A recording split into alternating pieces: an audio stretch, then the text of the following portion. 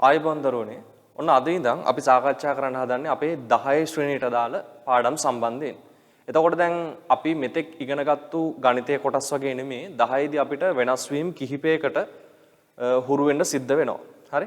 ඒ තමයි දැන් මුලින්ම ගත්තොත් දැන් අපි 10 ශ්‍රේණිය කතා කරන ගණිතය අපිට ගොඩාක් වැදගත් වෙන්න ප්‍රධානම හේතුව තමයි ඔයගොල්ලෝ දන්නවා දැන් අපි අවසානයේ දැන් තව අවුරුදු දෙකක් අවසානයේ සාමාන්‍ය පෙළ විභාගයට මුහුණ දෙනවා. එතකොට සාමාන්‍ය පෙළ විභාග ප්‍රශ්න පත්‍රයේ සැකසෙන්නේ දරුවෝ අනිවාර්යයෙන්ම 10 ශ්‍රේණිය සහ 11 ශ්‍රේණිය කියන ශ්‍රේණි දෙක මූලික කරගෙන. ওই ශ්‍රේණි දෙකේ අපි ඉගෙන ගන්න කරුණු තමයි මූලික කරගෙන ওই ප්‍රශ්න පත්‍රය හැදෙන්නේ. එතකොට දැන් කෙනෙක් දැන් මෙතෙක් ඉගෙනගත්තු ශ්‍රේණි වලදී අපි මොකද කළේ? දැන් අපි 7 ගණිතය ඉගෙන ගත්තා. ඒතර 7 දී අපිට විභාග වලට මුහුණ දෙන්න උනා. එතකොට අපි මේ විභාග වලට අපි 7 ඉගෙනගත්තු කොටස් වලින් පිළිතුරු සැපෙවුවා. හැබැයි අපි 8 ශ්‍රේණිය ඉගෙන ගනිද්දී අර 7 අපිට 8 දී නැවත ප්‍රශ්න වලට අවශ්‍ය උනේ නැහැනේ. අපේ 8 සිලබස් එක අපි ඉගෙන ගනිද්දී අපිට 8 ප්‍රශ්න පත්‍රයේ ලියන්න අවශ්‍ය කරුණු ඔක්කොම ටික 8 දී ඉගෙන ගන්න පුළුවන් වුණා. එතකොට 8 කරුණු ටික නැවත 9ට අවශ්‍ය උනේ නැහැ. 9 කරුණු ටික අපි වෙනම ඉගෙනගෙන ඒ સિદ્ધාන්ත ඇසුරෙන් අපිට 9 ප්‍රශ්න පත්‍රය ලියා ගන්න පුළුවන් වුණා. ඔහොම ක්‍රමවේදයකනේ දරුවෝ ආවේ. හැබැයි මේ ක්‍රමවේදය දැන් 10 දී කැඩෙනවා. හරි? දැන් 10 අපි ඉගෙන ගන්න කොටස් ටික 10ට විතරක් නෙවෙයි අදාළ වෙන්නේ. අන්න එක තමයි ප්‍රධානම වෙනස. අපි මේ ඉගෙන ගන්න 10 කොටස් ටික දරුවෝ අපිට සාමාන්‍ය පෙළ දක්වා ලියන්න සිද්ධ වෙන හැම විභාගයකටම අදාළ වෙනවා. එතකොට දැන් අපි 10 ඉගෙන ගන්න මේ කරුණු ටික 10 විභාග වලට අවශ්‍ය වෙනවා වගේම 11 විභාග වලටත් අවශ්‍ය වෙනවා. ඊළඟට සාමාන්‍ය පෙළටත් මේක අවශ්‍ය වෙනවා. එතකොට සාමාන්‍ය පෙළ හැදෙන්නේ 10 11 කියන ශ්‍රේණි දෙකෙන්ම නිසා දැන් 10 ඉගෙන ගන්න කරුණු ටික අපි අවුරුදු දෙකක් පුරාවටම මතක තියාගන්න ඕනේ. අන්න එක තමයි ප්‍රධානම දේ. ඒ නිසා දැන් අර කලින් අවුරුදු වල වගේ ඒ අවුරුද්ද කොටස ඉගෙනගෙන ඊළඟ අවුරුද්දේ ඒක අමතක කරලා වෙනම කොටසක් ඉගෙන ගන්න 10 දී බෑ. 10 කොටස ඒ නිසා මොකක් වෙන්න ඕනද? 100%ක්ම නිවැරදිවම හරියටම ඉගෙන ගන්න ඕනේ. මොකද මේක අපිට අවුරුදු දෙකක් තිස්සේ මතක තියාගන්න වෙනවා. අවුරුදු දෙකක් තිස්සේ මේකෙන් ගණන් හදන්න වෙනවා. ඒ නිසා මේ ඉගෙන ගන්න කරුණු ටික ඕගොල්ලෝ කලින් අවුරුදු වලට වඩා දෙගුණයක් හොඳ අවබෝධයකින් සහ විශේෂයෙන්ම හොඳ අවධානයකින් අධ්‍යයනය කරන්න ඕනේ. පැහැදිලිද? එතකොට දරුවෝ ඊළඟ කාරණය තමයි 10 ඉඳන් අපි ලියන හැම විභාගයකම අපි මුහුණ දෙන ගණිතයේ ප්‍රශ්න පත්‍රය හැදෙන්නේ සාමාන්‍ය පෙළ විභාගයේ ගණිතයේ ප්‍රශ්න පත්‍රය හැදෙන ව්‍යුහයටමයි. ඒ මොඩල් එකටම තමයි අපේ 10 ශ්‍රේණියේ පළවෙනි වාරයේ ධම්ම අපේ ප්‍රශ්න පත්‍ර ටික ගොඩ නැගින්නේ.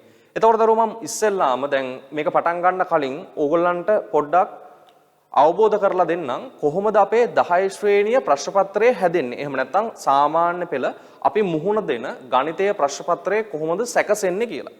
එතකොට දරුවෝ මම මගේ පිටුපසින් පේන බෝඩ් එකේ ලියලා තියෙන්නේ මෙන්න මේ ප්‍රශ්න පත්‍රයේ ව්‍යුහය. අපි ගත්තොත් එහෙම දැන් 10 ශ්‍රේණිය ඉඳන් අපිට ලියන්න වෙන ප්‍රශ්න පත්‍රයක් දරුවෝ පැය 5ක ප්‍රශ්න පත්‍රයක් තමයි අපිට ලියන්න වෙන්නේ. මේ පැය 5 බෙදෙනවා. ඒ කියන්නේ අපේ ප්‍රශ්න පත්‍රය කොටස් දෙකකට බෙදෙනවා. එතකොට පළවෙනි කොටස සඳහා පැය 2කුත් දෙවෙනි කොටස සඳහා පැය 3ක කාලයකුත් ලැබෙනවා. දෙවෙනි කොටසට පැය 3ක් ලැබෙනවා. හරි? එතකොට දැන් මේ දෙවෙනි කොටස කියවලා ඔතෙන්දි ප්‍රශ්න තෝරගන්න වෙනවා. හරිද? දැන් ඕගලන්ට පේනවා ඇති මම මෙතන ප්‍රශ්න 6යි විදිහට ප්‍රශ්න 12ක් සටහන් කරලා තියෙනවා. එතකොට ඒකේ තියෙනවානේ ප්‍රශ්න 12ක්. ওই 12ටම උත්තර ලියන්නේ නැහැ. ඔතනින් 10ක් තෝරගන්න සිද්ධ වෙනවා.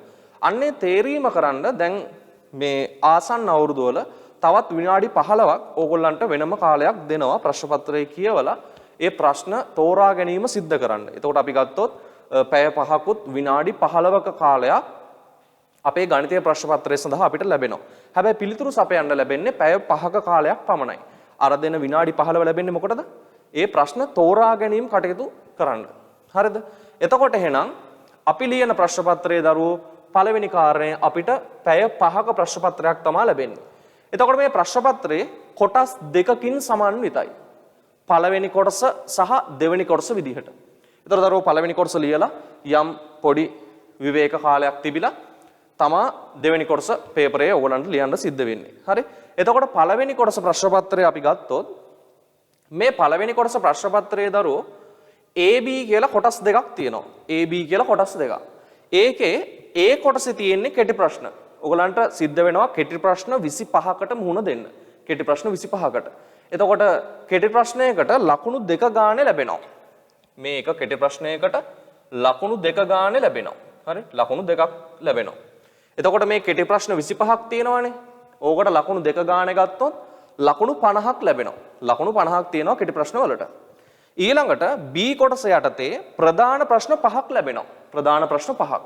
එතකොට මෙන්න මේ ප්‍රධාන ප්‍රශ්න 5 දරුවෝ එක ගානකට ලකුණු 10 බැගින් තියෙනවා. එක ගානකට කොච්චරක් තියෙනවද ලකුණු?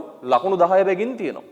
එතෙන්දී මෙන්න මේ පාඩම් වලින් තමයි ඔන්න ඔය ප්‍රධාන ප්‍රශ්න 5 අපෙන් අහන්නේ. පළවෙනිම පාඩම භාග. එතකොට ඊළඟට පරිමිතිය සහ වර්ගඵලයෙන් ප්‍රධාන ප්‍රශ්නයක් ලැබෙනවා.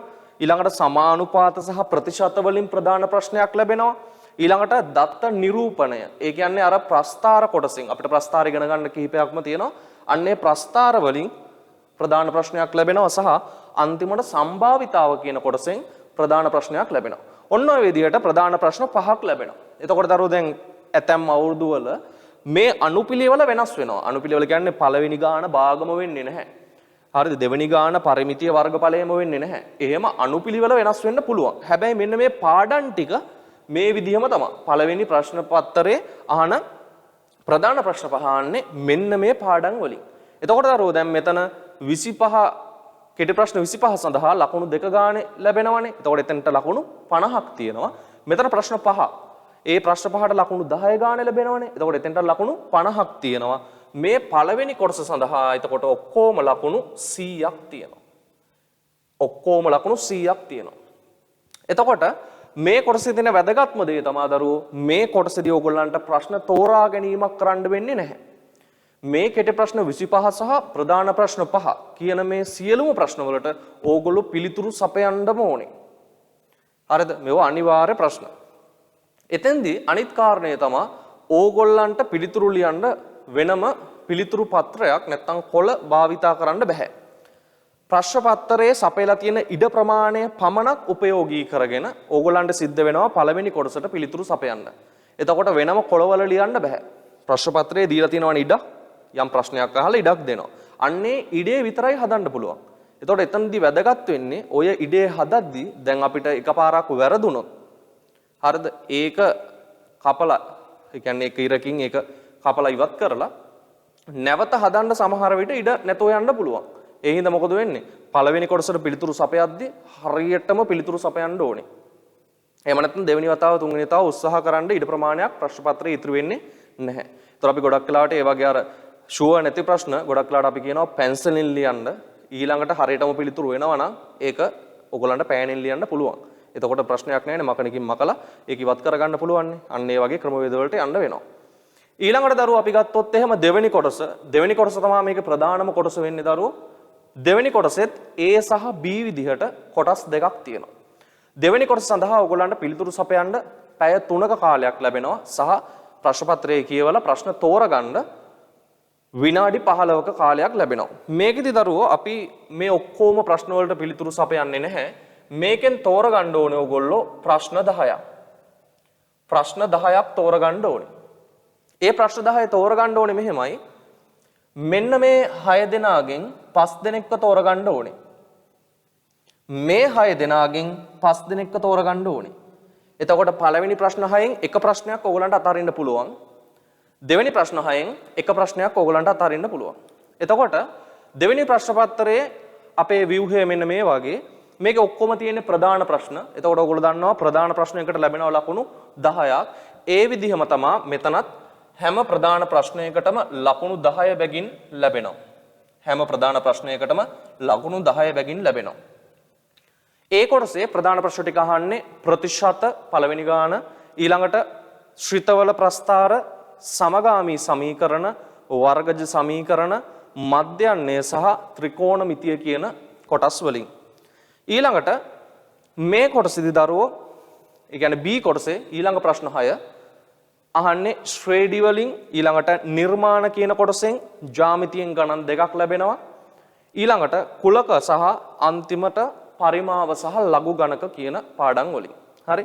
එතකොට මේකෙත් අනුපිළිවෙල වෙනස් වෙන්න පුළුවන්. හැබැයි පාඩම් ටික ඔන්න ඔය පාඩම් ටික තමයි අහන්නේ. එතකොට එතනත් අපි ගණන් 10කට පිළිතුරු සපයනවා. එක ගානකට ලකුණු 10 ගානේ තියෙනවා. මුළු ලකුණු ගාන එතනත් ලකුණු 100ක්.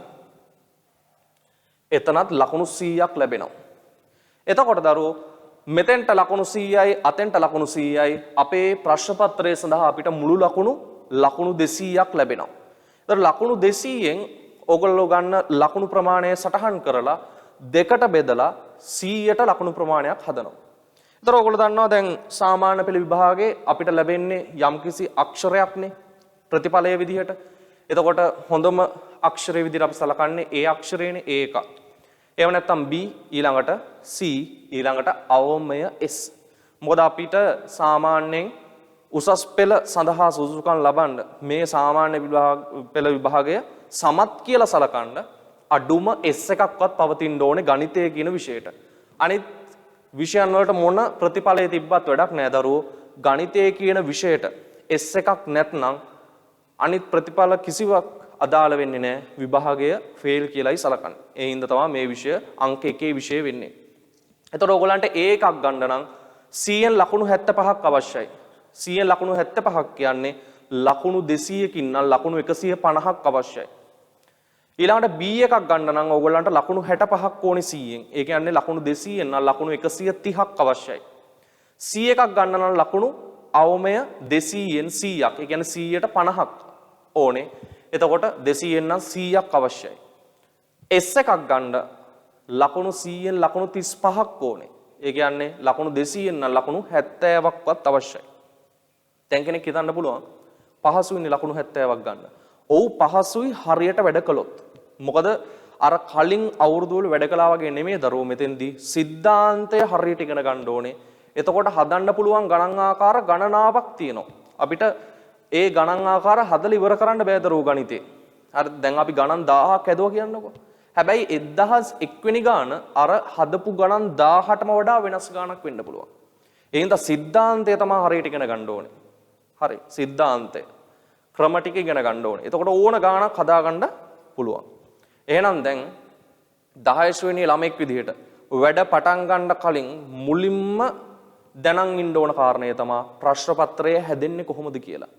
ඒකට හේතුව දරුවෝ අපි ඉගෙන ගන්නවා පාඩම් ගණනාවක්. හැබැයි ඔය හැම පාඩමකින්ම ප්‍රධාන ප්‍රශ්න ලැබෙන්නේ නැහැ. හැම පාඩමකින්ම කෙටි ප්‍රශ්න ලැබෙන්නේ නැහැ. එතකොට කෙටි ප්‍රශ්න වලට එන්නේ මොන පාඩම්ද? ප්‍රධාන ප්‍රශ්න වලට එන්නේ මොන පාඩම්ද? එතකොට ප්‍රශ්න තෝරා ගනිද්දි මං තෝරා ගන්න ඕනේ මොන වගේ පාඩම්ද? මට තෝරා ගනිද්දි අවාසි වෙන්නේ මොන වගේ පාඩම්ද? ඕව ගැන අවධානයෙන් ඉන්න ඕනේ. පැහැදිලිද? ඔන්න එහෙනම් ප්‍රශ්න පත්‍රය හැදෙන විදිය දරුවෝ මං කියලා දුන්නා මුලින්ම. දැන් ඕගොල්ලන්ගේ සටහන් පොතේ සටහන් පොතක් අලුතෙන් ගන්න සටහන් පොතේ අවසාන පිටුවේ මෙන්න මේ ප්‍රශ්න පත්‍ර ව්‍යුහය දැන් ලියා ගන්න ඕනේ හරියට පිළිවෙලට. පැහැදිලිද? එහෙනම් අද ඉඳන් අපි වැඩ ටික හරියට පටන් ගමු. හරියට වැඩ ටික කරයි යන්න හැම ළමයෙක්ම ඒකකින් මේ ගමන අවසන් කරනවා කියන සිතුවිල්ල ඔළුවේ තියාගෙන මේ වැඩ ටික හරියටම කම්ප්ලීට්ලි හිස්තැන් නැති වෙන්න හරියටම කරමු. හරි? රයිට්. එහෙනම් අපි පටන් ගමු අපේ 10 කොටස සාකච්ඡා කරන්න. ඊට කලින් ඕගොල්ලෝ මේ ව්‍යුහය ලියා ගන්න ඕනේ. අද දවසේ අපිට මුලින්ම තියෙන පාඩම දරුවෝ මෙන්න මේ පාඩම. පරිමිතිය කියන පාඩම තමයි අපිට මුලින්ම තියෙන්නේ. ඒතකොට තේරෙනවානේ? අපි කතා කරන්න හදන්නෙම ඔලොලල ප්‍රධාන ප්‍රශ්නයකට අදාළ පාඩමක් මුලින්ම. රයිට්. අපි පාඩමට යමු. එහෙනම් මම පොඩි වෙලාවක් දෙන්න ඕගොල්ලන්ට මේ ව්‍යුහය ලියා ගන්න. එතකොට දරුවෝ දැන් වීඩියෝ එක නතර කරගන්න. මම මේ ව්‍යුහය පේන්න තියෙනකොට වීඩියෝ එක නතර කරන් ওই ව්‍යුහය පැහැදිලිව නිර්වුල්ව ඕගොල්ලන්ගේ සටහන් පොතේ සටහන් කරගෙන මාතෘකාව දාගන්න පළවෙනි පාඩම පරිමිතිය කියලා. හරි? රයිට්. එහෙනම් දැන් මෙන්න මේ කොටස ලියා ගන්න.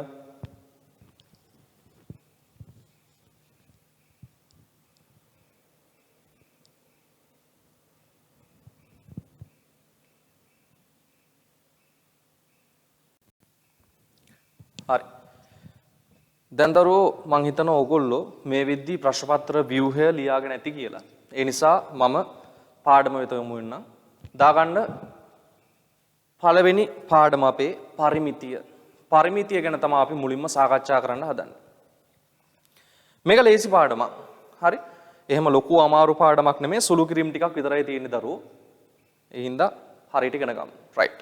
එහෙනම් මේක යටතේ මුලින්ම අපි හඳුනා ගමු කවුද මේ පරිමිතිය කියන්නේ කියලා. එහෙනම් අනුමාත්‍රකාවක් දාන්න පරිමිතිය යනු. පරිමිතිය යනු. පරිමිතිය යනු.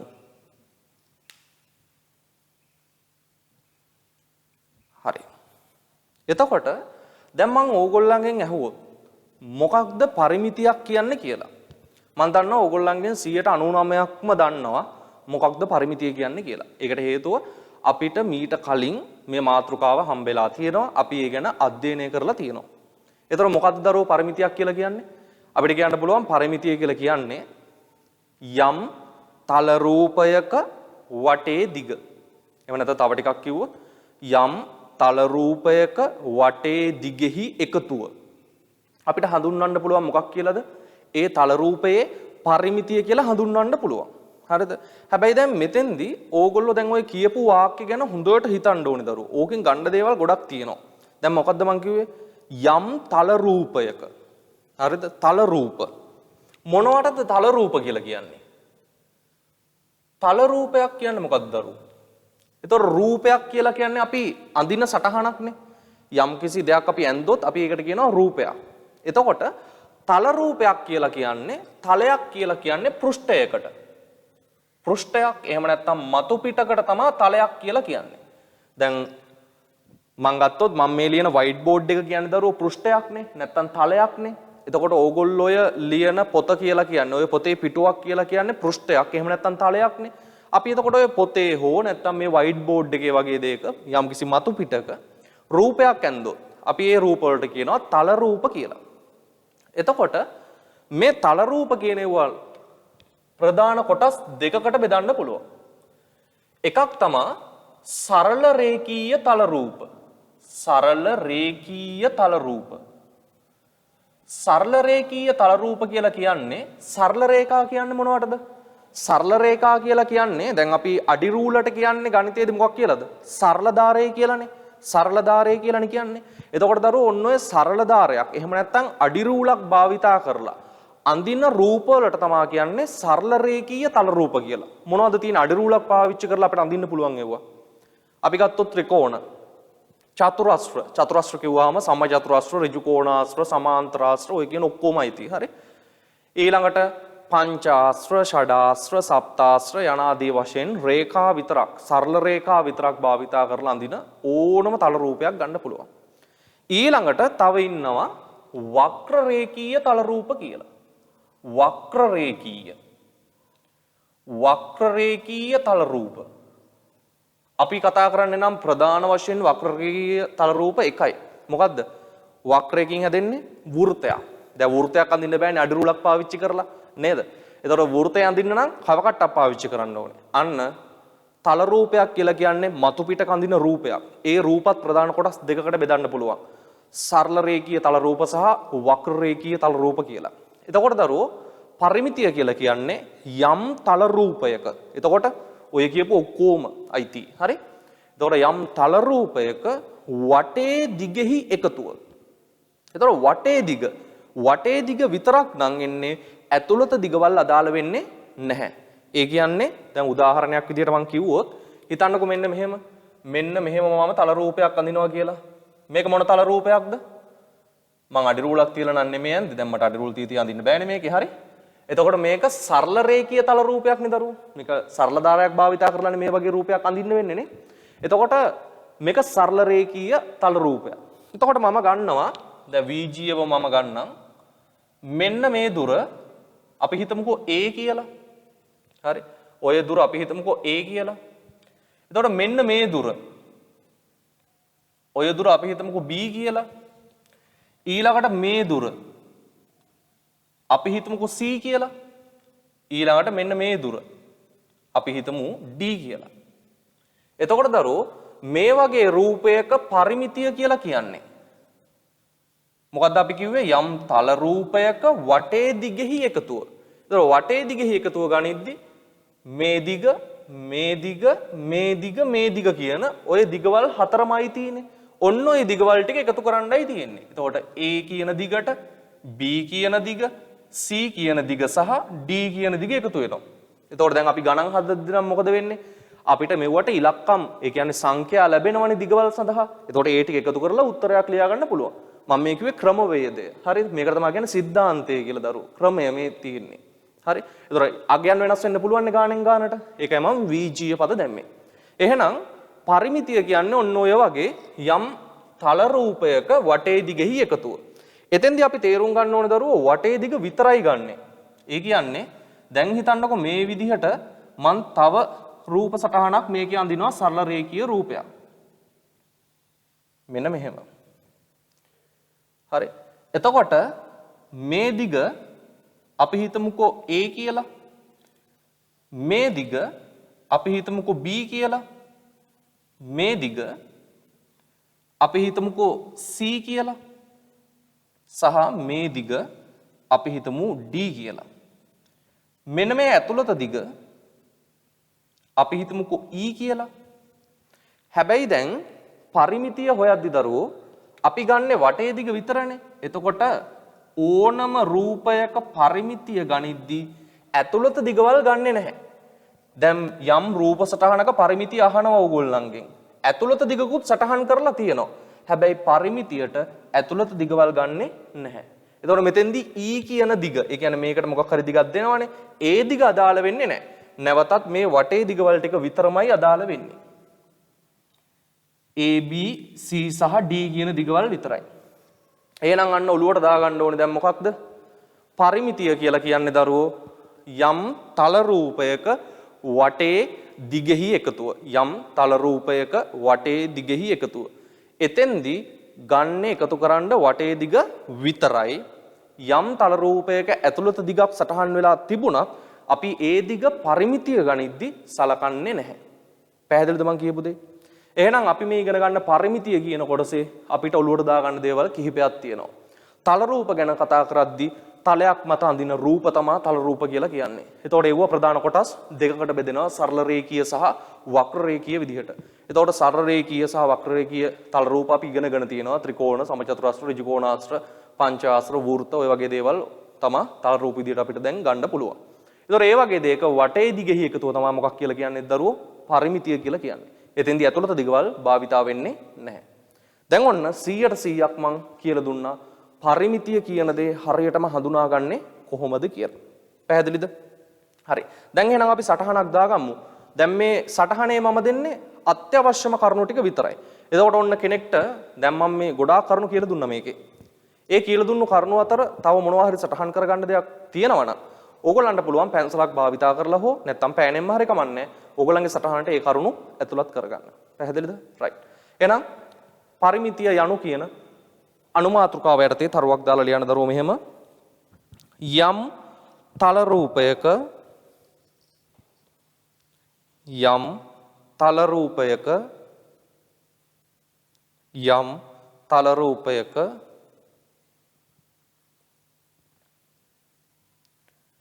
වටේ දිගෙහි එකතුව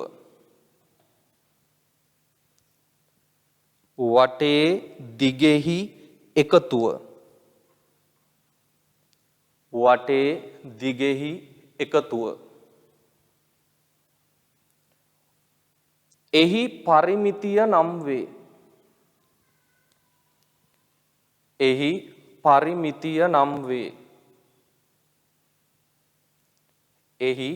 පරිමිතිය නම් වේ.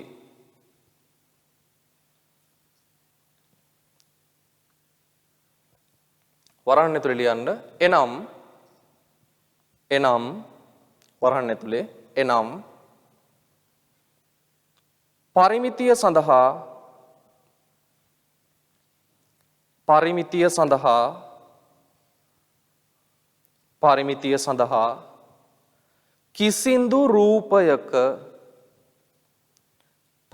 සඳහා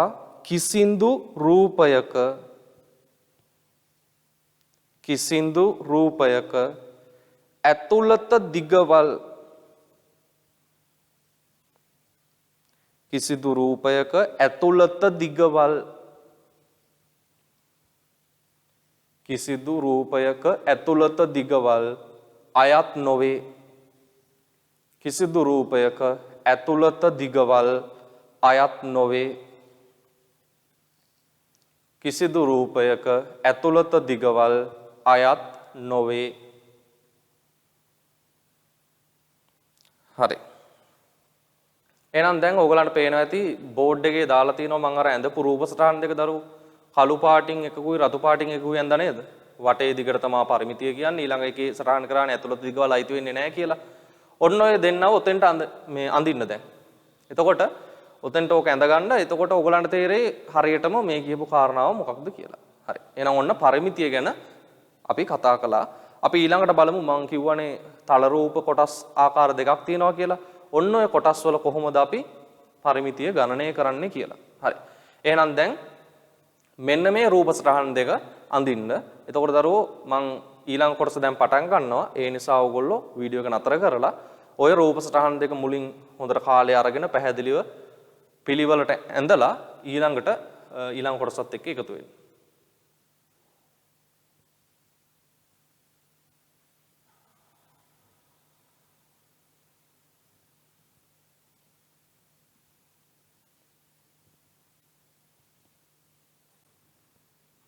right. දැන් දරුවෝ ඔයගොල්ලෝ සටහන සම්පූර්ණ කරගත්තා නම් අනුමාත්‍රකාවක් දාගන්න ওই බෝඩ් එකේ විදිහට මම කියවනේ තල රූප වර්ග දෙකක් තියෙනවා කියලා. අපි ඉස්සෙල්ලාම කතා කරගමු සරල රේඛීය තල රූපවල පරිමිතිය සම්බන්ධයෙන්. එහෙනම් අනුමාත්‍රකාවක් දාන්න සරල රේඛීය තල රූපවල පරිමිතිය. සරල රේඛීය තල රූපවල පරිමිතිය. සරල රේඛීය තල රූපවල පරිමිතිය. හරි. දැන් දරුවෝ ඔයගොල්ලෝ දන්නවා සරල රේඛීය තල රූප කිව්වහම මේ ගණයට ගොඩාක් තල රූප අයත් වෙනවා. අපි ත්‍රිකෝණයෙන් ගත්තාම ත්‍රිකෝණය ඊළඟට චතුරස්‍ර දැන් ඔයගොල්ලෝ දන්නවා ත්‍රිකෝණ කිව්වා ත්‍රිකෝණ වර්ග ගොඩාක් තියෙනවා.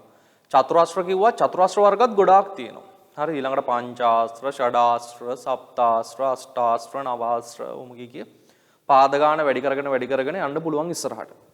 එතකොට ඔය ඔක්කොම අපිට අදාළ වෙන්නේ නැහැ. අපිට සාමාන්‍යයෙන් වැඩිපුර ඕන කරන 3 දෙනෙක් ඉන්නවා. ඒ තමයි පළවෙනියා අපිට අවශ්‍යයි සමචතුරස්‍රය. ඊළඟට ඍජු කෝණාශ්‍රය. ඊළඟට ත්‍රිකෝණය. මෙන්න මේ කියන 3 දෙනා ගැන තමයි අපි වැඩි දුර අධ්‍යයනය කරන්නේ. හරි? දැන් එහෙනම් මාතෘකාව ලියාගත්තනේ සරල රේඛීය තල රූපවල පරිමිතිය කියලා.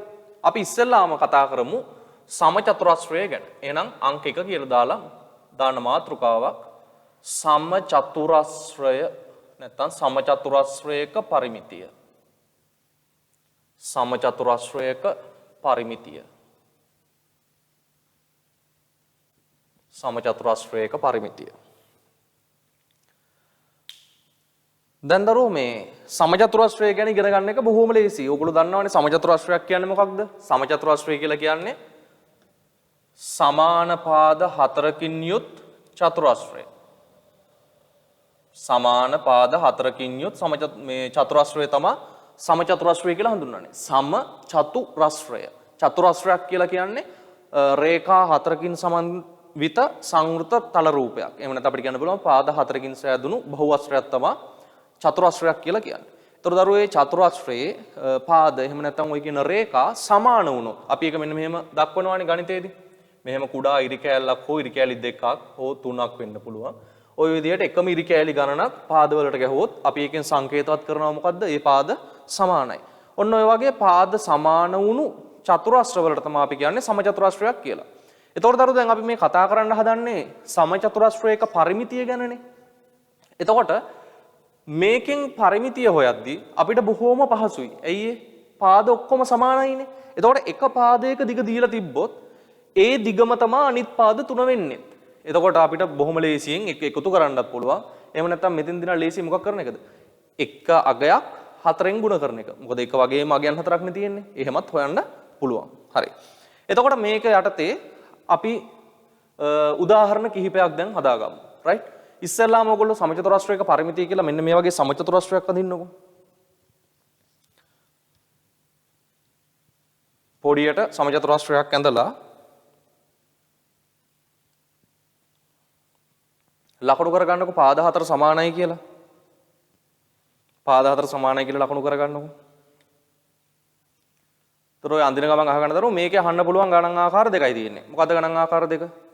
පාදයක දිග දීලා පරිමිතිය අහන්න පුළුවන්.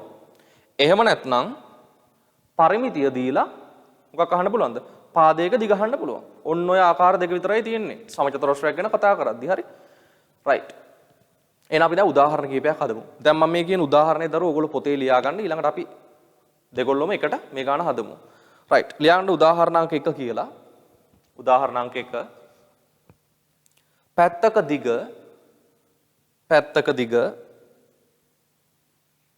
දිග සෙන්ටිමීටර් 12ක් වන පැත්තක දිග සෙන්ටිමීටර් 12ක් වන සමචතුරස්‍රයක පරිමිතිය සොයන්න. පැත්තක දිග සෙන්ටිමීටර් 12ක් වන සමචතුරස්‍රයක පරිමිතිය සොයන්න. සමචතුරස්‍රයක පරිමිතිය සොයන්න. හරිද? ලියාගත්තද දැන්? හරි. මෙන්න බලා ගන්නකො දැන් පළවෙනි ගානේ හින්දා ඔන්න දැන් මම කියලා දෙනවා. ඊළඟ ගණන් ඔයගොල්ලෝ හදන්න ඊළඟට මම කියලා දෙන්නම්. හරි? දැන් අපිට කියනවානේ සමචතුරාශ්‍රයක් තියෙනවා. ඒකේ පැත්තක දිග සෙන්ටිමීටර් කීයද? සෙන්ටිමීටර් 12ක් කියලා. එතකොට දරුවෝ දැන් අපි 10 ගණන් හදද්දී අපි මේ ගණන් හදන්නේ සාමාන්‍ය පෙළ විභාගයට මුහුණ දෙන ළමයි විදිහට. මොකද අපි මේ ඉගෙන ගන්න 10 දේවල් සාමාන්‍ය පෙළට අදාළයිනේ. ඒ හින්දා ගාණක් හදද්දී ඔහේ හදන්නේ නැහැ. හරිද? අර පිස්සෝ වගේ ඔහේ මොනවා හරි ලියලා උත්තර විතරක් දාලා ඊරි කැල් ටිකක් ගහලා එහෙම හදන්නේ නැහැ. හදන ක්‍රමයේ හරියට ලියලා. එතකොට ලියන දේ කියන්නේ ඔයගොල්ලෝ හොයන දේ වගන්තියකින් සටහන් කරලා ඒකක සහිතව තමයි අපි ගාණක් හදන්නේ. එහෙනම් අපි ගාණ හදද්දි පිළිතුරු ලියද්දි ඉස්සෙල්ලාම දානවා අපි මේ හොයන්නේ මොකක්ද? අපි මේ හොයන්නේ පරිමිතිය. එහෙනම් අපි දානවා පොඩි වගන්තියක් මොකක් කියලාද? පරිමිතිය සමානයි කියලා. එහෙනම් දැන් මේ ගාණ බලන කෙනා දන්නවා මේ හොයන්නේ මෙයා සමමිතිය. පරිමිතිය. හරි? එතකොට මෙයා හොයන්නේ පරිමිතිය කියලා. එතකොට දරුවෝ දැන් පැත්තක දිග සෙන්ටිමීටර් 12යිනේ. එතකොට අපි දන්නවා මේ පැති හතරම කීය ගානද වෙන්නේ? 12 ගානයි වෙන්නේ. එතකොට කෙනෙක්ට පුළුවන් 12 4ක් එකතු කරන්නත් පුළුවන්. එහෙම නැත්නම් 12 4ෙන් මොනවා කරන්න පුළුවන්ද? ගුණ කරන්නත් පුළුවන්. රයිට්. එහෙනම් මම මෙතෙන්දී එකතුවක් දාන්නම්. එතකොට මම ලියනවා මෙතන සෙන්ටිමීටර් 12 ඒවා තියෙනවා කීයක්ද? 4ක්. ඒතර වටේ දිග ගනිද්දි මට ගන්න වෙනවා සෙන්ටිමීටර් 12 ඒවා 4ක්. එතකොට ඔයගොල්ලෝ දන්නවා 12ට 12ක එකතු වුණොත් 24යි. ආයෙත් 12 ඒවා දෙකක් තියෙනවා 24යි. එතකොට 24යි 24යි කියන්නේ 12 ඒවා 4 48යි. අනිවාර්යෙන් ඒකකය අවශ්‍යයි. නැත්නම් ඔයගොල්ලන්ගේ විභාගවල මොකද වෙන්නේ? පිළිතුරේ ඒකකය නැත්නම් දරුවෝ එක ලකුණක් අයින් වෙනවා. ඒ නිසා මුළු ලකුණු ප්‍රමාණය ගන්න නම් අනිවාර්යෙන් ඔයගොල්ලෝ ඒකක සහිතව පිළිතුර ලියන්න ඕනේ. හරි. එහෙනම් පළවෙනි ගාන හදා ගන්නකො. ඉතින් කෙනෙක්ට ඕන නම් මෙහෙමත් ওই ගාන හදන්න පුළුවන්. අර මං කියපු ගුණිතයකට ගිහිල්ලා කෙලිම පරිමිතිය සමානයි 12 ඒවා කීයක් ගන්න ඕනද? කෙලිම 12 ඒවා 4ක් ගත්තා නම් හරි. 12 4ක් 4 48යි. ඒකක සහිතව උත්තරය දෙන්න. හරි. දැන් ඔක ලියාගත්තද? ගාන හදන විදිය හරියට පැහැදිලිව ලියන්න. හරිද? ඒක අත්‍යවශ්‍යයි. නැත්තම් ඔය දැන් ඔය ගණන් චෙක් කරද්දි මම අනිවාර්යයෙන්ම මේ ක්‍රමයේ හරියට ලියවිලා නැත්තම් ආයේ ලියවනවා. ඒ නිසා හරියට පිළිවෙලට ලියන්න. රයිට්. දැන් මම හිතනවා මේ ගාන ඔයගොල්ලෝ ලියලා ඉවර ඇති. එහෙනම් අපි ලියාගමු උදාහරණාංක 2. ලියන්න මෙහෙම පැත්තක දිග සෙන්ටිමීටර් 8.5ක් වන පැත්තක දිග සෙන්ටිමීටර් 8.5ක් වන 8.5ක් වන සමචතුරස්‍රයක පරිමිතිය සොයන්න. 8.5ක් වන සමචතුරස්‍රයක පරිමිතිය සොයන්න.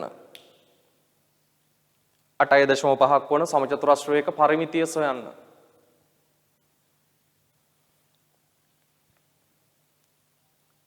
හරිද? දැන් ගාන හදන්න ඉක්මනින්. ඔයගලන්ට කියනවා පැත්තක දිග සෙන්ටිමීටර 8.5යිලු. පරිමිතිය අහනවා. හරි. පරිමිතිය කියලා දැම්මා. පරිමිතිය සමානයි. එතකොට ඉස්සෙල්ලා වගේමනේ එකම වෙනස තියෙන්නේ දැන් දශම අගයක් වෙලා තියෙනවා. හරි. එතකොට ඔයගලන්ට පුළුවන් ඒ අගය භාවිතා කරලා පරිමිතිය හොයන්න. එක්ක එකතුවකින් එහෙම නැත්නම් ගුණිතයකින්. කිසි ගැටලුවක් නැහැ. හරිද? එහෙනම් මම ලියනවා පරිමිතිය සමානයි. දැන් බලන්න ඔයගොල්ලෝ ගත්තු පිළිතුර හරිද කියලා. මම දානවා 8.5 ගුණ කරන්න ඕනේ 4න්. හේතුව මෙන්න මේ වගේ අගයන් 4ක් තියෙනවා. එහෙම නැත්නම් ඔයගලන්ට එකතු කරන්නත් පුළුවන්. කිසි ගැටලුවක් නැහැ. හරි? 4 වරක් 5 20යි. බිංදුව දැම්ම 2ක් ඉතුරුයි. 4 වරක් 8 32යි. 32යි මේ ඉතුරු 2යි 34යි. දශම ස්ථාන එකක් ඉවත් වෙන්න ඕනේ. එතකොට එක දශම ස්ථානයක් ඉවත් කළොත් පිළිතුර සෙන්ටිමීටර 34යි කියලා එනවා. 34.0 කියන්නේ අපි දශම බිංදු සොල ගන්න නැහැ නේද දරු? එතකොට පිළිතුර 34යි කියලා ගන්න පුළුවන්. පැහැදිලිද? right. එහෙනම් අපි ඊළඟට ලියා ගමු තුන්වෙනි උදාහරණය වශයෙන් ගාන. ලියන්න උදාහරණ අංක 3 සමචතුරස්‍රයක පරිමිතිය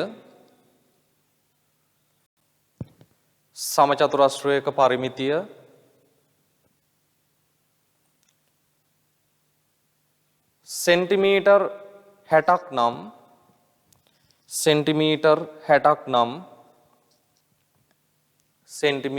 60ක් නම්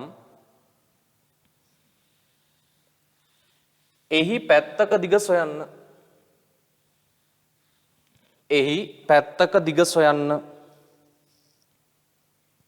එහි පැත්තක දිග සොයන්න. හරි. ඔන්නද අපිට කියනවා සමචතුරස්‍රයක් තියෙනවා. ඒ සමචතුරස්‍රයේ පරිමිතිය සෙන්ටිමීටර 60යි. එහෙනම් ඒකේ පැත්තක දිග හොයන්න කියලා අපිට කියනවා. හරි. දැන් ඔයගොල්ලෝ ගාන හදන්නකෝ. හරි. දැන් ගාන හදන්න ක්‍රමයක් හිතන්න. ඊළඟට මම ගාන කියලා දෙන්නම්.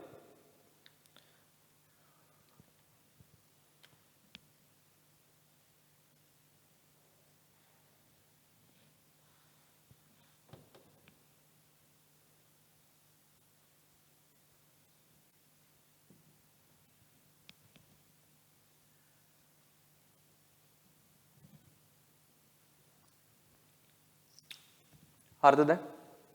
දැන් මේ බලන්න දැන් කිසිම ක්‍රමයක් හිතා ගන්න බැයි නම් හරිද? කොහොමද අපි સિદ્ધාන්තය භාවිතා කරන්න කියලා. දැන් අපි ඉගෙන ගත්තා පරිමිතිය කියලා කියන්නේ වටේ දිගෙහි එකතුව. එහෙනම් දැන් පරිමිතිය 60ක් කියලා කියනවා නම් මේ සමචතුරස්‍රයේ වටේ දිගවල් එකතු කරාම හැදෙන්න ඕන කීයක්ද? 60ක් හැදෙන්න ඕනේ. එතකොට මම බැලුවොත් මේකට තියෙනවා දිගවල් 4ක්. දිගවල් 4ක් තියෙනවා. එතකොට මේ දිගවල් 4ම සමානයිනේ. එහෙනම් යම්කිසි එක දිගකට එන අගයම තමයි අනිත් දිගවල් 3 සඳහා ලැබෙන්නේ. එහෙනම් දරුවෝ දැන් අගය නොදන්නා දෙයක් නම් අපිට ඒකට කියන්න පුළුවන් අඥාතයක් කියලා. අපි ඉගෙනගෙන තියෙනවානේ. හරි. එතකොට අපිට පුළුවන් අඥාතයක් ගන්න මෙන්න මේ පැත්තක දිග සඳහා. එතකොට මම මේ දිග ගන්නවා simple a කියලා. මොකද ඔය දිගනේ දන්නේ නැත්තේ. එතකොට පරිමිතිය කියලා කියන්නේ වටේ දිගෙහි එකතුවනේ. එතකොට මේ පැත්ත a නම් මේ පැත්තත් a වෙන්න ඕනේ. මේ පැත්තත් a වෙන්න ඕනේ. මේ පැත්තත් a වෙන්න ඕනේ. එතකොට පරිමිතිය ගනිද්දී පරිමිතිය සමානයි කොහොමද වෙන්න ඕනේ? a එකතු කිරීම a එකතු කිරීම a එකතු කිරීම a වෙන්න එපා. වටේ දිගෙහි එකතුව ගන්නදී. එහෙම නැත්නම් ඒව 4න් ගුණ කළත් හරි. එතකොට දැන් කොහොමද එන්නේ? a ට a එකතු වුණොත් a ලා දෙන්නයි 2යි a. ඒකට තව a කෙනෙක් එකතු වුණොත් 3යි a. ඒකට තවත් කෙනෙක් එකතු වුණොත් කොච්චරක් වෙනවද? 4යි a වෙනවා. එතකොට අපි දන්නවා පරිමිතිය කීයක්ද? 60යි. එහෙනම් පරිමිතිය සඳහාගේ දාන්න පුළුවන් කීයද? 60යි. එහෙනම් බලන්නකො මේ a ලා 4 දෙනෙක් කීයක් වෙලාද? 60ක් වෙලා. එතකොට 4 දෙනෙක්ම 60යි නම් එක්කෙනෙක් හොයන්න ඕගොල්ලෝ මොකද්ද කරන්න ඕනේ? පහේ පන්තියේ ගණිතයනේ හරි 4ක අගය දන්නවා එකක අගය හොයන්න. මොකද්ද කරන්න ඕනේ? 4න් බෙදන්න ඕනේ. එහෙනම් මේ පැත්තයි අපි බෙදනවා කීයෙන්ද? 4න්. එතකොට මෙතන ගුණ කිරීම හතරට බෙදීම හතර ඉවත් වෙනවා. ඒ කියන්නේ මෙතන 4යි a හැදෙන්නේ දරුවෝ අපිට ගන්න පුළුවන් මේ අතර ගණිත කර්මය ගුණිතයක් කියලා. ඒක ඔයගොල්ලෝ දන්නවනේ සමීකරණවලදී. එතන මෙතන a සමානයි කියලා එනවා 60 බෙදන්න 4න් 15යි කියලා එනවා. එතකොට මෙතන ඒකකයේ සෙන්ටිමීටර්නේ. එතකොට මෙතන ඒකකයත් සෙන්ටිමීටර්. එතකොට එනවා පැත්තක දිග සෙන්ටිමීටර කීයද? සෙන්ටිමීටර 15යි. දැන් මේ වගේ අඥාත දාලම හදන්න අවශ්‍ය නැහැ. ඔයගොල්ලෝ කෙලින්ම පැත්තක දිග සමානයි කියලා ඔක 4න් බෙදලා තියෙනවා නම් ඒ ප්‍රමාණවත්. එහෙනම් දැන් තේරුම් ගන්න පරිමිතිය දීලා තියෙද්දි සමචතුරාස්‍රයක පැත්තක දිග ඔයගොල්ලන්ට හොයාගන්න පුළුවන් බොහොම පහසුවෙන් මොකක් කරලාද? ඒ පරිමිතිය කීයෙන් බෙදලාද? 4න් බෙදලා. ඒකට හේතුව පැති හතරම සමාන නිසා. රයිට්. එහෙනම් අපි තව එක ගානක් හදලා ඔය කොටස අවසන් කරමු. ලියන්න උදාහරණ අංක 4 කියලා මෙන්න මේ ගාන. පරිමිතිය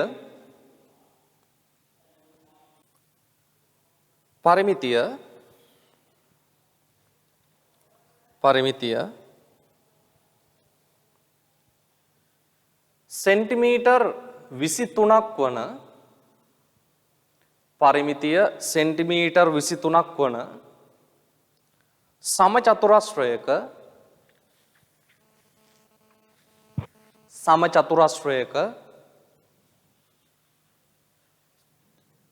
පැත්තක දිග සොයන්න. සමචතුරස්‍රයක පැත්තක දිග සොයන්න.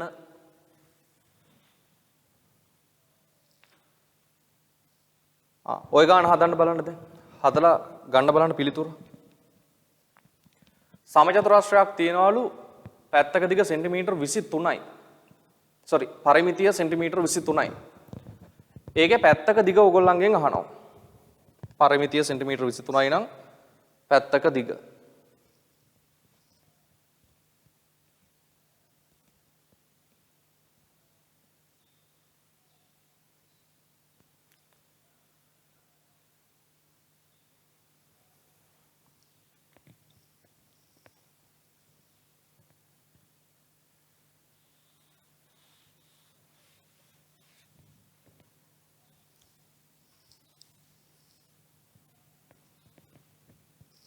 හරිද?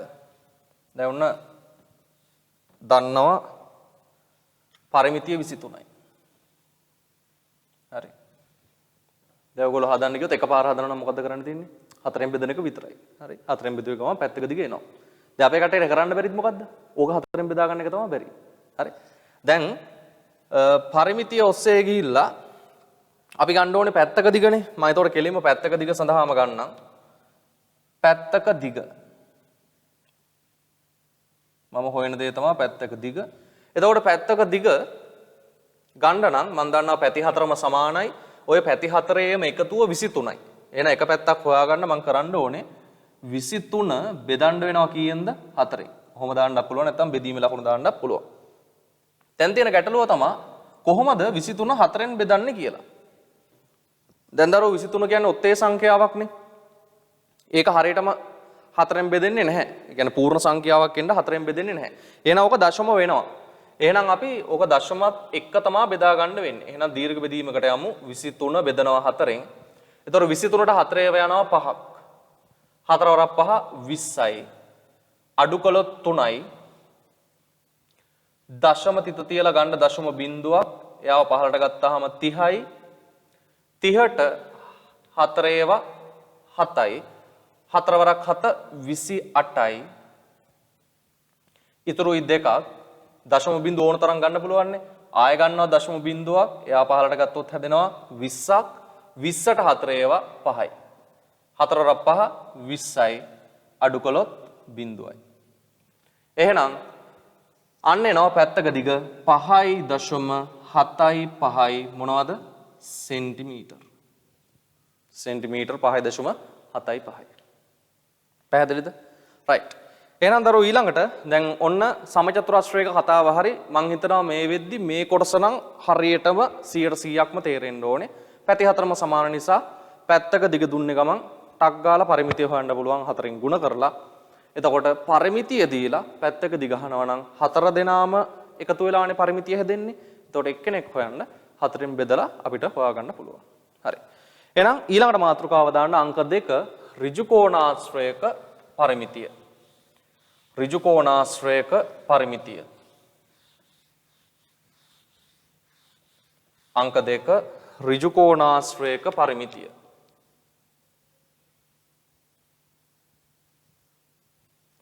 හරි. අඳින්න ඍජු කෝණාශ්‍රය.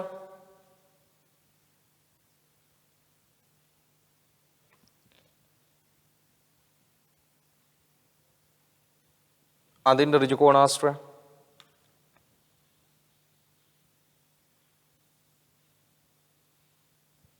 හරි. අන්න දැන් සමචතුරස්‍රය වගේ නෙවෙයි ඍජු කෝණාශ්‍රය. මොකද වෙන්නේ? සමචතුරස්‍රයක නම් පැති හතරම සමානයි. නමුත් ඍජු කෝණාශ්‍රයක එහෙම වෙන්නේ නැහැ. ඍජු කෝණාශ්‍රයක මොකද්ද වෙන්නේ? සම්මුඛ පැති සමානයි. සම්මුඛ පාද සමානයි. මේ දිග මේ දිගට සමානයි. නමුත් මේ දිගවල දෙක සමාන නැහැ. හැබැයි මේ දිගට සමානයි. ඒතර අපි ඔන්නෝ සමාන ඉරිකැලි ගානක් ගහලා ඕක නිරූපණය කරනවා ගණිතයේදී. මේ දිග මේ දිගටත් සමානයි.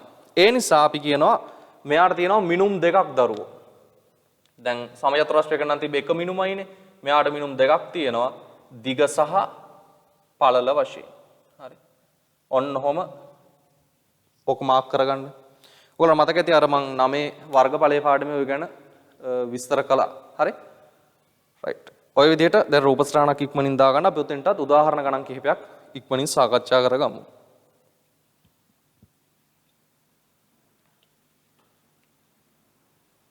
හරිද? රයිට්. ලියන්න පළවෙනි ගාන. පළවෙනි උදාහරණ ගාන. දිග සෙන්ටිමීටර් 25ක් සහ දිග සෙන්ටිමීටර් 25ක් සහ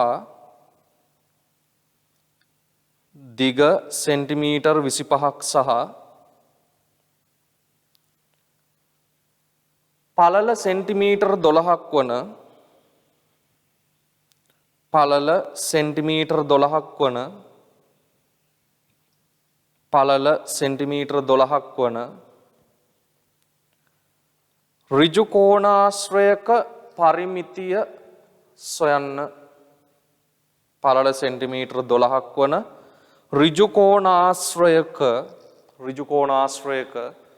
පරිමිතිය සොයන්න. ඍජු කෝණාශ්‍රයක පරිමිතිය සොයන්න. හරි ඉක්මනින් ගාන හදන්න. පහසු ගානක් තියෙන්නේ. දැන් ලොකු දෙයක් නැහැ.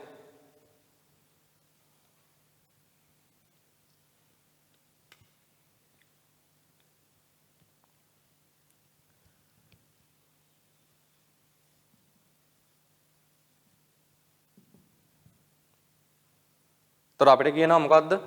ඍජු කෝණාශ්‍රයක් තියෙනවා දිග 25යි. පළල 12යි. මේකේ පරිමිතිය හොයන්න කියලා කියනවා. එතකොට අපි දන්නවා ඍජු කෝණාශ්‍රයකත් මිනුම් දෙකක් වුණාට පැති හතරක් තියෙනවා. එතකොට එහෙනම් අගයන් හතරක් එකතු වෙන්න ඕනේ පරිමිතිය හොයද්දී. එතකොට මේ පැත්තේ මේ දිග අපිට දීලා තියෙනවා 25යි කියලා. එහෙනම් ඔය 25ට මේ පැත්තේ දිග එකතු වෙනවා. ඒක කීයද? 12යි. ඊළාට එතෙන්ට එකතු වෙනවා නැවතත් මේ කොටස. ඒකත් දිගක්. එතකොට ඒකත් 25යි. ඊළඟ නැවත පළල එකතු වෙනවා. එයා 12යි. එතකොට 25 ඒවා දෙකක් 50යි, 12 ඒවා දෙකක් 24යි, 50යි 24යි 74ක් එන්න ඕනේ එකතු. 74යි. පැහැදිලිද? දරුවෝ හැමතිස්සෙම පරිමිතිය හොයද්දී ඕනම රූප සටහනක පරිමිතිය හොයද්දී ඉස්සෙල්ලාම චෙක් කරගන්න අගයන් කීයක් එකතු වෙන්න ඕනද කියලා. ඒ කියන්නේ පැති කීයක් එනවද පරිමිතියට. ඒ අනුව ඒ පැතිවල දිග හොයාගත්තා. ඒ ටික එකතු කළා. හරි? රයිට්. එහෙනම් එතන උත්තරේ 74ක් වෙනවා. දැන් දරුවෝ මම ඊළඟ උදාහරණේ ටිකක් වෙනස් උදාහරණයක් ගන්නම්. මොකද දැන් මේකම හදලා වැඩක් නැහැනේ. හරිද? දැන් අපි ඕන දිගක් ඕන පළලක් දුන්නාම ওই විදිහටම නෝ ගාන හැදෙන්නේ. අපි දැන් ගමු පරිමිතිය දීලා දිගක් අහන ගානක්. දැන් එහෙම වෙන්නත් පුළුවන් නේ. දිග පළල දීලා පරිමිතිය අහන්න පුළුවන් නම් අනිත් පැත්තට මොකද වෙන්නේ? පරිමිතිය දීලා දිග පළලින් එකක් දීලා අනිත් කෙනාව අහන්න පුළුවන්. හරි. එහෙනම් අපි ගමු උදාහරණ දෙක සඳහා මෙන්න මෙහෙම ගානක්. ලියන්න ඍජු කෝණාශ්‍රයක පරිමිතිය ඍජු කෝණාශ්‍රයක පරිමිතිය ඍජු කෝණාශ්‍රයක පරිමිතිය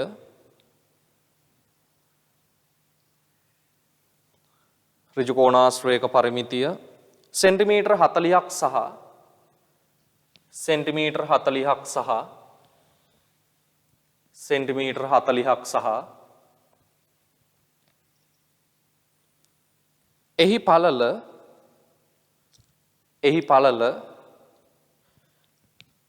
සෙන්ටිමීටර් 8ක් වේ. එහි පළල සෙන්ටිමීටර් 8ක් වේ.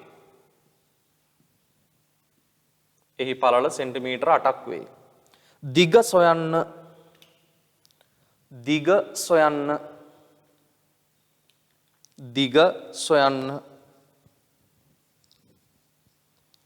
හරි.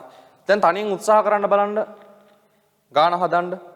ඔගේ දිග හොයන්නයි තියෙන්නේ.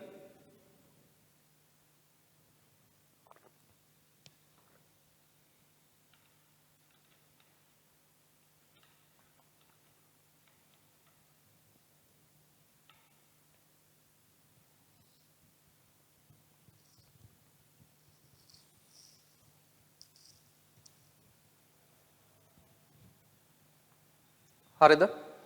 එතකොට කිසියම් කෙනෙක්ට ඔය ගණන් හදද්දී මන් දෙන වෙලාව මදි නම් තව හොඳට හිතන්න ඕන නම් වඩා හොඳයි ඔයගොල්ලෝ තනියෙන්ම ඔය ගණන් හිතන ප්‍රමාණය අනුව තමයි ඔයගොල්ලන්ගේ ඔය ගණිත දැනුම වර්ධනය වෙන්නේ.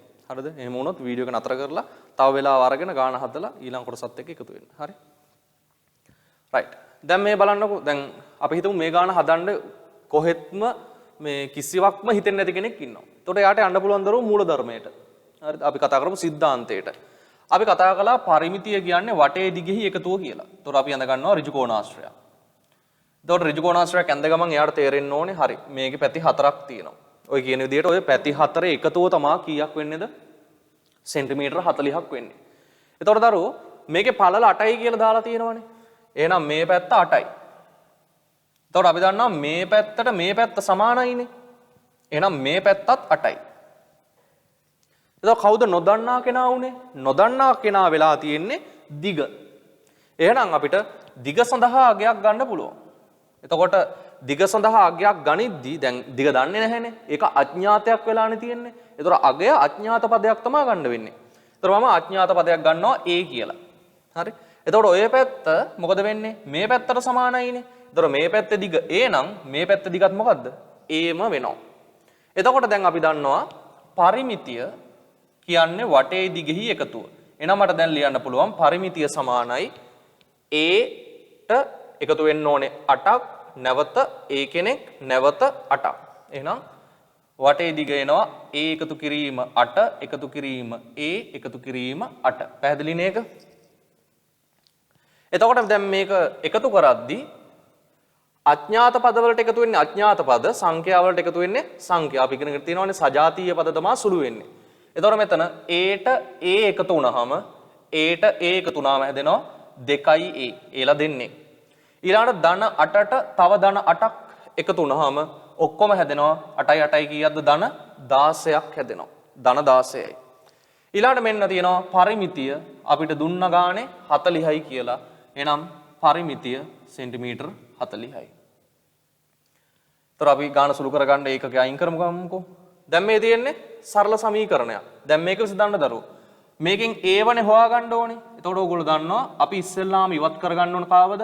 එකතු කිරීම 16 ඉවත් කරගන්න ඕනේ. එතකොට එකතු කිරීම 16ක් එහෙම නැත්නම් ධන 16ක් ඉවත් කරන්න ඍණ 16ක් දානවා සමීකරණයේ දෙපැත්තටම. එතකොට මෙතන ධන 16ට ඍණ 16 කැපිලා 2a කියලා ඉතුරු වෙනවා. 40න් 16ක් අඩු වෙලා යන්න හැදෙනවා කීයක්ද? 24ක්. එතකොට ඒලා දෙන්නෙක් තමයි 24. එහෙනම් එක්කෙනෙක් හොයන්න දෙකෙන් බෙදනවා. එතකොට මෙතන ඉවත් වුණා a සමානයි 24ට 2 ඒවා කීයද? 12යි. අන්න එනවා දිග කීයද? 12යි කියලා. ඒ හින්දා තේරුම් ගන්න දැන් ගණන් හදද්දී තමුන් ඉගෙනගත්තු සිද්ධාන්තය හැමතිස්සෙම යොදා ගන්න. එතකොට ඕන ගණක් හැදුව හැකියි. අපි ඉගෙන ගත්ත පරිමිතිය කියන්නේ යම් තල රූපයක වටේ දිගෙහි එකතුව. ඒක තමයි යොදාගන්නේ. එතකොට නොදන්නා දෙයට අඥාතයක් අරගෙන තමුන්ට පුළුවන් ගාණක් ගොඩනගා ගන්න. එතකොට ඒක ගණිත දැනුම භාවිතයෙන් විසඳලා ඔයගලන්ට අවශ්‍ය උත්තරේ ලබා ගන්න පුළුවන්. පැහැදිලිද? හරි. එහෙනම් දැන් මම මේ වගේම ගාණක් දෙනවා.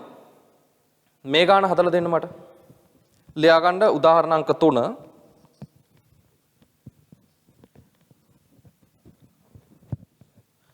ඍජු කෝණාශ්‍රයක පරිමිතිය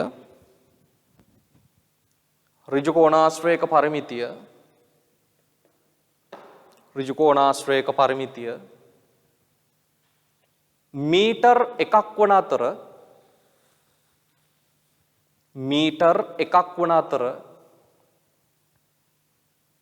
මීටර් එකක් වන අතර එහි දිග සෙන්ටිමීටර් 30කි. එහි දිග සෙන්ටිමීටර් 30කි. එහි දිග සෙන්ටිමීටර් 30කි. පළල සොයන්න. එහි දිග සෙන්ටිමීටර් 30කි. පළල සොයන්න.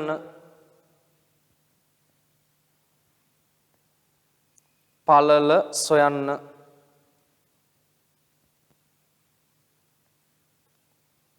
හරි. පරිමිතිය මීටර 1යි දිග සෙන්ටිමීටර් 30යි පළල හොයන්න කියලා තියෙනවා. රයිට්. ටක් ගාලා හදන්න ගන්න.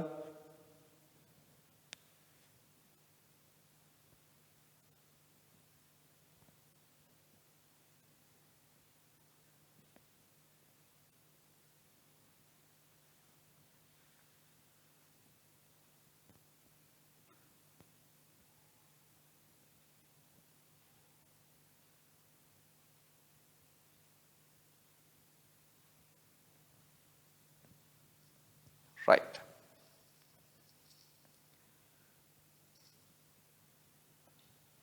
දැන් ඇතිද කාලය? දැන් සාමාන්‍යයෙන් ওই ගාන මේ කාලය තුල හදාගන්න පුළුවන් වෙන්න ඕනේ. දැන් ওই ගානේ මම හිතන්න දෙයක් ඕගොල්ලන්ට ඉතුරු කළා. මම හිතනවා ඉතින් ලොකු පිරිසක් ওই ගාන මේ විදිහ හදලා ඇති ඒ දේ තේරුම් අරන් කියලා. දැන් ඕකේ කිව්වේ පරිමිතිය මීටර් 1ක් කියලයි දිග සෙන්ටිමීටර් 30ක් කියලායිනේ. එතකොට දැන් ඔන්න පළල සඳහා මම අඥාතයක් ගන්නවා කියලා හිතන්නකෝ b කියලා. එතකොට ලියනවා පරිමිතිය සමානයි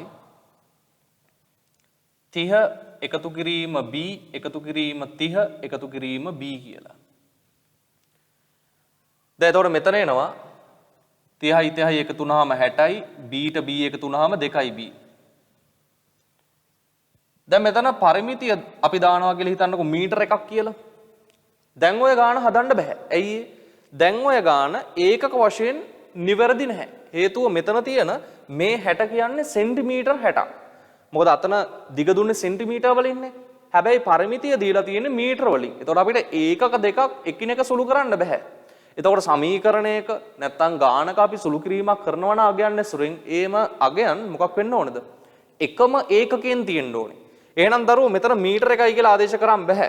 ඒක ඕගොල්ලන්ට තේරෙන්න ඕනේ කොහොමද මේක විසඳන්න බෑනේ. එතකොට මේක සෙන්ටිමීටර වලින් ආදේශ කරගන්න ඕනේ. එතකොට ඕගොල්ලෝ දන්නවා මීටර 1ක් කියන්නේ සෙන්ටිමීටර කොච්චරද? සෙන්ටිමීටර 100ක් වෙනවා. එහෙනම් ආදේශ කරගන්නවා පරිමිතිය 100යි. එහෙනම් ධන 60 ඉවත් කරමු ඍණ 60ක් දාලා. එතකොට එනවා මේ පැත්තට ඍණ 60යි මේ පැත්තට ඍණ 60යි දැම්මහම මෙයාට මෙයා ඉවත් වුණා 2යි b සමානයි කීයද 40යි. දැන් දෙකෙන් බෙදුවා b කියන්නේ කොච්චරයිද 20යි. එතකොට ඒකක සෙන්ටිමීටර වෙන්න ඕනේ. සෙන්ටිමීටර 20යි. පැහැදිලිද? ඔන්න ඔය විදිහට තමයි ඔය ගණන් හැදෙන්නේ. රයිට්. එහෙනම් අපි තව එක උදාහරණයක් ගමු. ටිකක් වෙනස් උදාහරණයක්. ලියන්න ඊළඟ උදාහරණයේ විදිහට දිග පළල මෙන්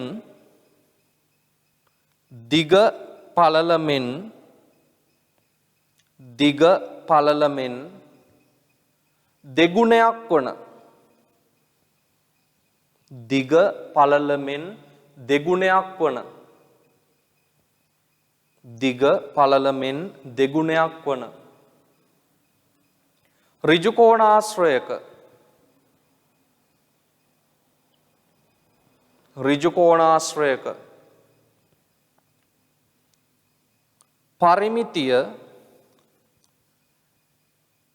ඍජු කෝණාශ්‍රයක පරිමිතිය සෙන්ටිමීටර් 54කි. සෙන්ටිමීටර් 54කි. සෙන්ටිමීටර් 54කි.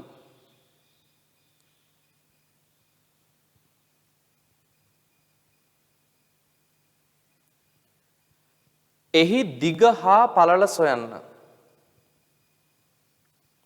එහි දිග හා පළල සොයන්න. එහි දිග හා පළල සොයන්න.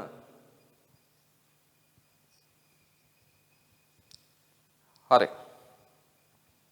ඔන්න දරුවෝ දැන් ගාණක් දෙනවා දිග පළල වගේ දෙගුණයක් වන ඍජු කෝණාශ්‍රයක් තියෙනවා. මේකේ පරිමිතිය සෙන්ටිමීටර 54යි කියලා. අපෙන් අහනවා දිගයි පළලයි කියන දෙකම. දැන් වෙනස් ගාණක් නේද? එතකොට දැන් ඕගොල්ලන්ට පුළුවන් වෙන්න ඕනේ දැන් තමුන් ඉගෙන ගත්තනේ සිද්ධාන්තයක්. හරිද? දැන් තමුන් සිද්ධාන්තයක් ඉගෙනගෙන තියෙනවා. පරිමිතිය කියන්නේ මොකක්ද? යම් තල රූපයක වටේ දිගෙහි එකතුව කියලා. එහෙනම් දැන් ඔක භාවිතා කරලා ඔයගලන්ට පුළුවන් නොදන්නා අගයන් වලට අඥාත පද යොදා ගන්න. තමුන් ගාන ගොඩනගන්න බලන්න. දැන් මේ 10 ශ්‍රේණියේදී දරුවෝ වෙන්න ඕනේ ඔන්න ඕකයි. හරි. අපිට හැම ගානක්ම හදලා ඉවර කරන්න බෑ. හරිද? එතකොට දැන් ඔය මන් දෙන ගණන් වලට වඩා වෙනස් ගානක් ආයෙ හදන්න පුළුවන්. හැබැයි සිද්ධාන්තය ඔළුවේ තියෙනවා නම් ඕනම ගානක් හැදුව හැකියි. හරි.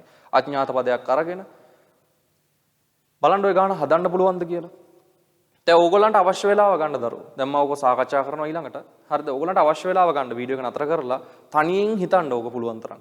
තමුන් ගොඩනගන්න උත්සාහ කරන්න. අපි ඊළඟට බලමු ඕක හදන විදිය සම්බන්ධයෙන්. දැන් වීඩියෝ එක නතර කරලා ඕගොල්ලන්ට අවශ්‍ය කාලය අරගෙන ඊළඟ කොටසත් එක්ක එකතු වෙන්න.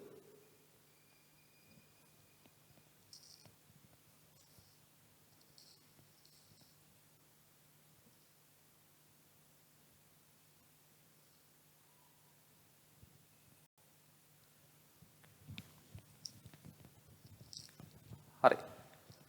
ඕන දරුවෝ දැන් ඕගොල්ලෝ උත්සාහ කරන්න ඇති මේ ගාන හදන්න. සමහරු සාර්ථක වෙන්න ඇති, සමහරුන්ට ගැටලු ඇති වෙන්න ඇති. දැන් බලන්න මම මේ ගාන හදනවා. හරිද? හදන්නේ 아무තු ක්‍රමයකට නෙමෙයි.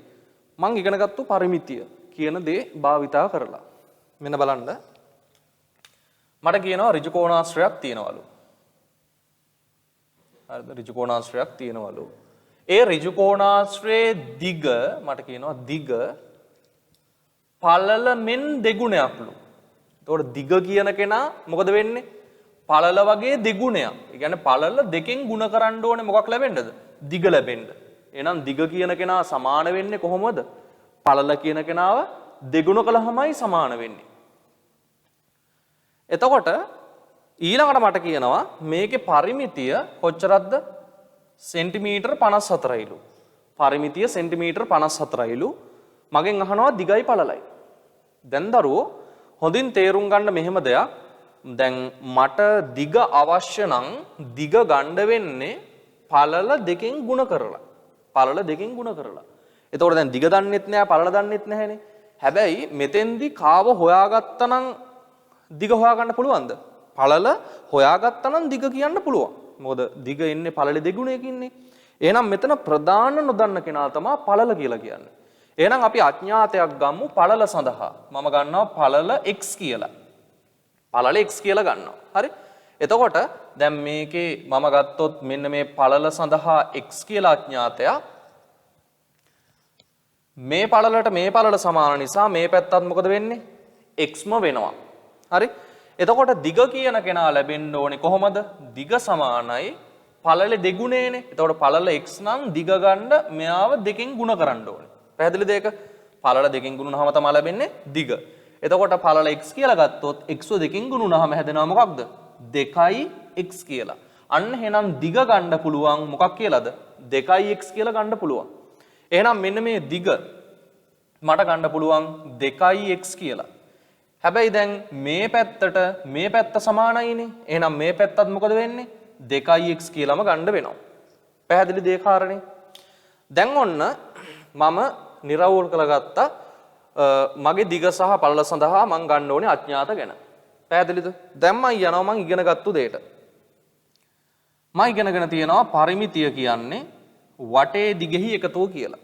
එතකොට දැන් මේ පැත්ත 2x, මෙයා x, මෙයා 2x, මෙයා x. මෙන්න මේ හතර දෙනා එකතු වෙන්න ඕනේ. එතකොට 2x එකතු කිරීම x, එකතු කිරීම 2x, එකතු කිරීම x. පරිමිතිය 54යි කියලා දීලා තියෙනවා. එහෙනම් 54යි. එතකොට බලන්න මෙතන 2x ට තව x කෙනෙක් එකතු වුනහම ඔක්කොම කීයක් වෙනවද? 3x වෙනවා. 2x x එකතු වුණාම 3x වෙනවා. ඒ 3ට තව 2x කෙනෙක් එකතු වුණාම 5x හැදෙනවා. ඒ 5ට තව එක්කෙනෙක් එකතු වුණාම 6x හැදෙනවා. 6x. දැන් ඔයගොල්ලෝ දන්නවා x ලා 6 දෙනෙක් 54 නම් කොහොමද එක්කෙනෙක් හොයාගන්නේ? බෙදනවා 6න්. බෙදුවා 6න්. 6ට 6 සුළු වුණා x සමානයි 54ට 6 ඒවා කීයද? 9යි. අන්න එහෙනම් එනවා x කියන්නේ 9යිලු. x කියලා ගත්තේ දරුවෝ මොකක්ද? පළල තමයි x කියලා ගත්තේ. එහෙනම් මට කියන්න පුළුවන් මේ ඍජු කෝණාශ්‍රයේ පළල කොච්චරක්ද? සෙන්ටිමීටර් 9යි. එතකොට මේ ඍජු කෝණාශ්‍රයේ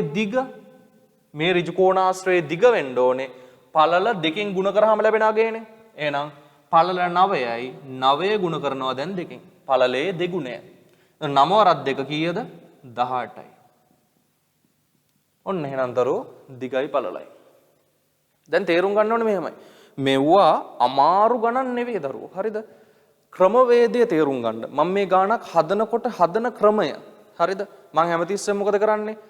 හැමතිස්සෙම නොදන්නා මිනුමට අඥාතයක් යොදා ගන්නවා. ඊළඟට භාවිතා කරන්නේ මොකක්ද? පරිමිතිය කියපු સિદ્ધාන්තය. පරිමිතියද කිව්වේ මොකද්ද? වටේ දිගේ එකතුව පරිමිතියයි. ඒ સિદ્ધාන්තය තමයි භාවිතා කළේ. ඒතොර સિદ્ધාන්තය තමුන් දන්නවනම් ඔන්න ඔය ක්‍රමය තමුන් දන්නවනම් ඕගොල්ලන්ට ඉතින් ওই විදිහට ලැබෙන ඕනම වෙනස් ආකාරයේ ගානක් හදා ගන්න පුළුවන්. පැහැදිලිද? හරි. එහෙනම් දරුවෝ ඔන්න ඔතනින් ඍජු කෝණාශ්‍රයට අදාළ කොටස් ටික අවසන් වෙනවා. අපි ඊළඟට කතා කරමු තුන්වෙනි කෙනා විදිහට ත්‍රිකෝණය සම්බන්ධයෙන්. එහෙනම් මාතෘකාවක් දාගන්න ත්‍රිකෝණය කියලා. එතකොට කෙනෙක්ට මේ ගානේ තව ලියා ගන්න දේවල් තියෙනවා නම් දැන් මේ ගාන ලියා ගන්න ඊළඟට දාගන්න මාතෘකාවක් ත්‍රිකෝණය කියලා.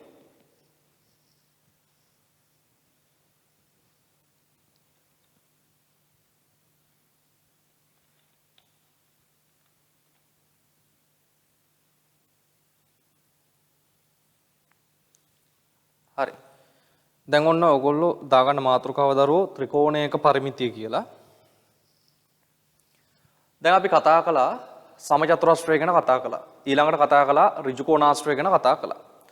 එතකොට දරුවෝ දැන් අපි කතා කරන්න හදන්නේ ත්‍රිකෝණය ගැන. එතකොට 9 වසරේ වර්ගඵලයේ පාඩම උගන්වද්දී මතක ඇති මම කිව්වා මේ ත්‍රිකෝණය කියන කෙනා ගොඩක් වෙනස් තල රූපයක්. හේතුව මේ ත්‍රිකෝණය විවිධ හැඩවලට අඳින්න පුළුවන්. තොර සමපාද, සමද්වීපාද, විෂමපාද, සුළුකෝණී, ඍජුකෝණී, මහාකෝණී ඔහොම එක එක ක්‍රමවලට අඳින්න පුළුවන්. හැබැයි දැන් අපි මෙතෙන්දි කතා කරන්නේ පරිමිතිය ගැන ළමයි. ඒතොර පරිමිතිය ගැන කතා කරද්දී අපිට කෝණ වලින් වැඩක් නැහැනේ. අපිට අවශ්‍ය වෙන්නේ පාදනේ. පාදවල දිගනේ අවශ්‍ය වෙන්නේ. ඒ නිසා මෙතෙන්දී අපි සලකනවා ත්‍රිකෝණ වර්ග තුනක් සම්බන්ධයෙන්. ඒ තමයි සමපාද ත්‍රිකෝණය, සමද්වීපාද ත්‍රිකෝණය සහ විෂමපාද ත්‍රිකෝණ ගැන අපි සැලකිලිමත් වෙනවා. හරි. දැන් අහගන්නකෝ. එහෙනම් දැන් අපි ගණන් ගැන ගනිද්දී මෙන්න මෙහෙම ආකාර තුනක ත්‍රිකෝණ ගැන සැලකිලිමත් වෙනවා. එක්කෙනෙක් තමයි සමපාද ත්‍රිකෝණය. සමපාදය කියන්නේ පාද තුනම සමානයි. ඊළඟට විෂමපාද ත්‍රිකෝණ තියෙනවා. ඊළඟට මේ දෙවෙනි අපි ගමුකෝ සමද්වීපාද. සමද්වීපාද ත්‍රිකෝණ තියෙනවා. සමද්වීපාදය කියන්නේ මොකද වෙන්නේ? පාද දෙකක් සමානයි. අනිත් පාදය අසමානයි. ඊළඟට විෂමපාද ත්‍රිකෝණ තියෙනවා. විෂමපාද. එතකොට මේ පාදය මෙතෙන්ට සමාන නැහැ, මෙතෙන්ට සමාන නැහැ. තුන් දෙනා තුන් විදිහක්.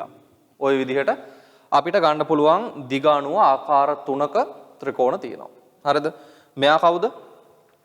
මෙයා සමපාද. මෙයා සමද්වීපාද.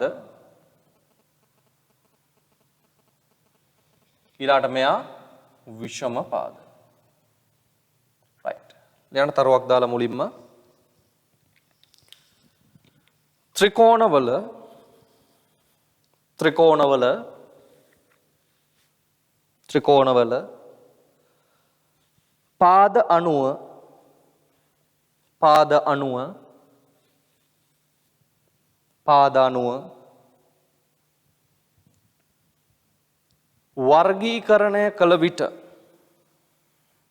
පාද අණුව වර්ගීකරණය කළ විට ප්‍රධාන ආකාර තුනකි. ප්‍රධාන ආකාර තුනකි. ප්‍රධාන ආකාර තුනකි.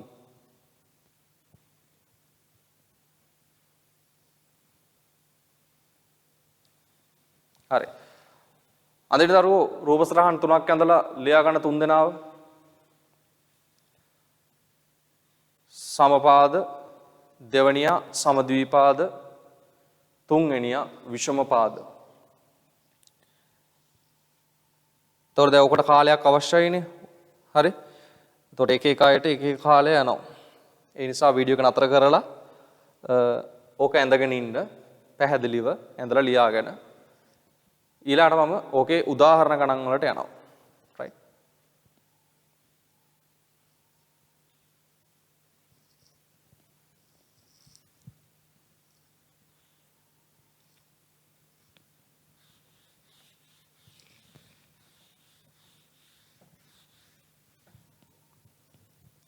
හරි. අපි ලියාගමු උදාහරණ ගණන් කිහිපයක් ඉක්මනින්. ලියා ගන්න දරුවෝ පළවෙනි උදාහරණ ගාන විදිහට මෙන්න මෙහෙම ගානක් අංක 1 උදාහරණ අංක 1 සමපාද ත්‍රිකෝණයක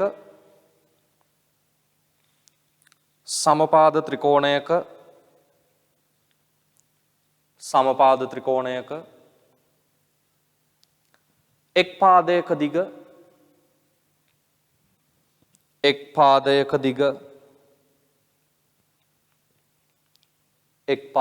දිග සෙන්ටිමීටර 10ක් නම් එක් පාදයක දිග සෙන්ටිමීටර 10ක් නම්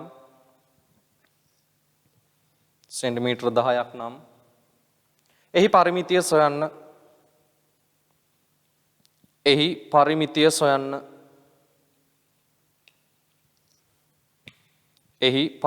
සොයන්න.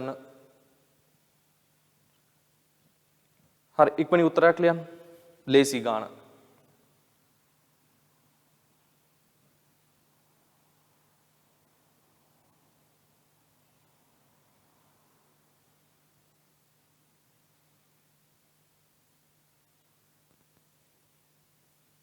හරිද? කොහොමද හොයන්නේ? බොහොම ලේසියිනේ. සම්පාද ත්‍රිකෝණයක් කියන්නේ මොකක්ද? පාද තුනම සමාන වුණු කෙනෙක්. එතකොට එක පැත්තක් සෙන්ටිමීටර 10 නම් පැත්ත තුනම 10 බැගින් එහෙනම් පරිමිතිය කියන්නේ කොච්චරද ළමයි? 10 3. 10 3ක් කියන්නේ කීයද? සෙන්ටිමීටර 30යි. රයිට්. ඊළඟට අපි ගමු වෙනස් ගානක්. ඊළඟ උදාහරණ අංක 2 උදාහරණ අංක 2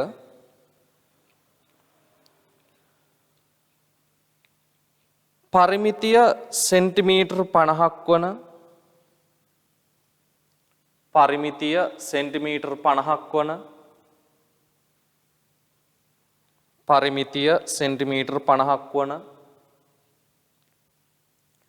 සමද්විපාද ත්‍රිකෝණයක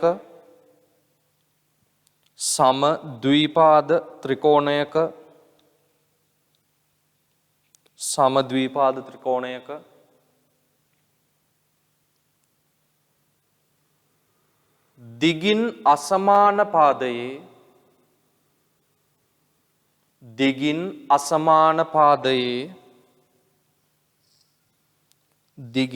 අසමාන පාදයේ දිග සෙන්ටිමීටර 12කි. දිගින් අසමාන පාදයේ දිග සෙන්ටිමීටර 12කි.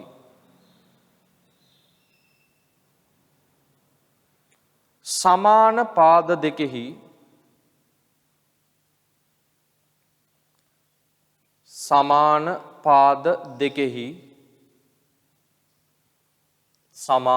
පාද දෙකෙහි එක් පාදයක දිග සොයන්න.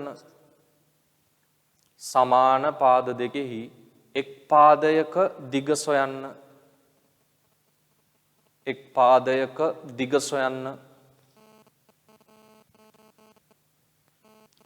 right.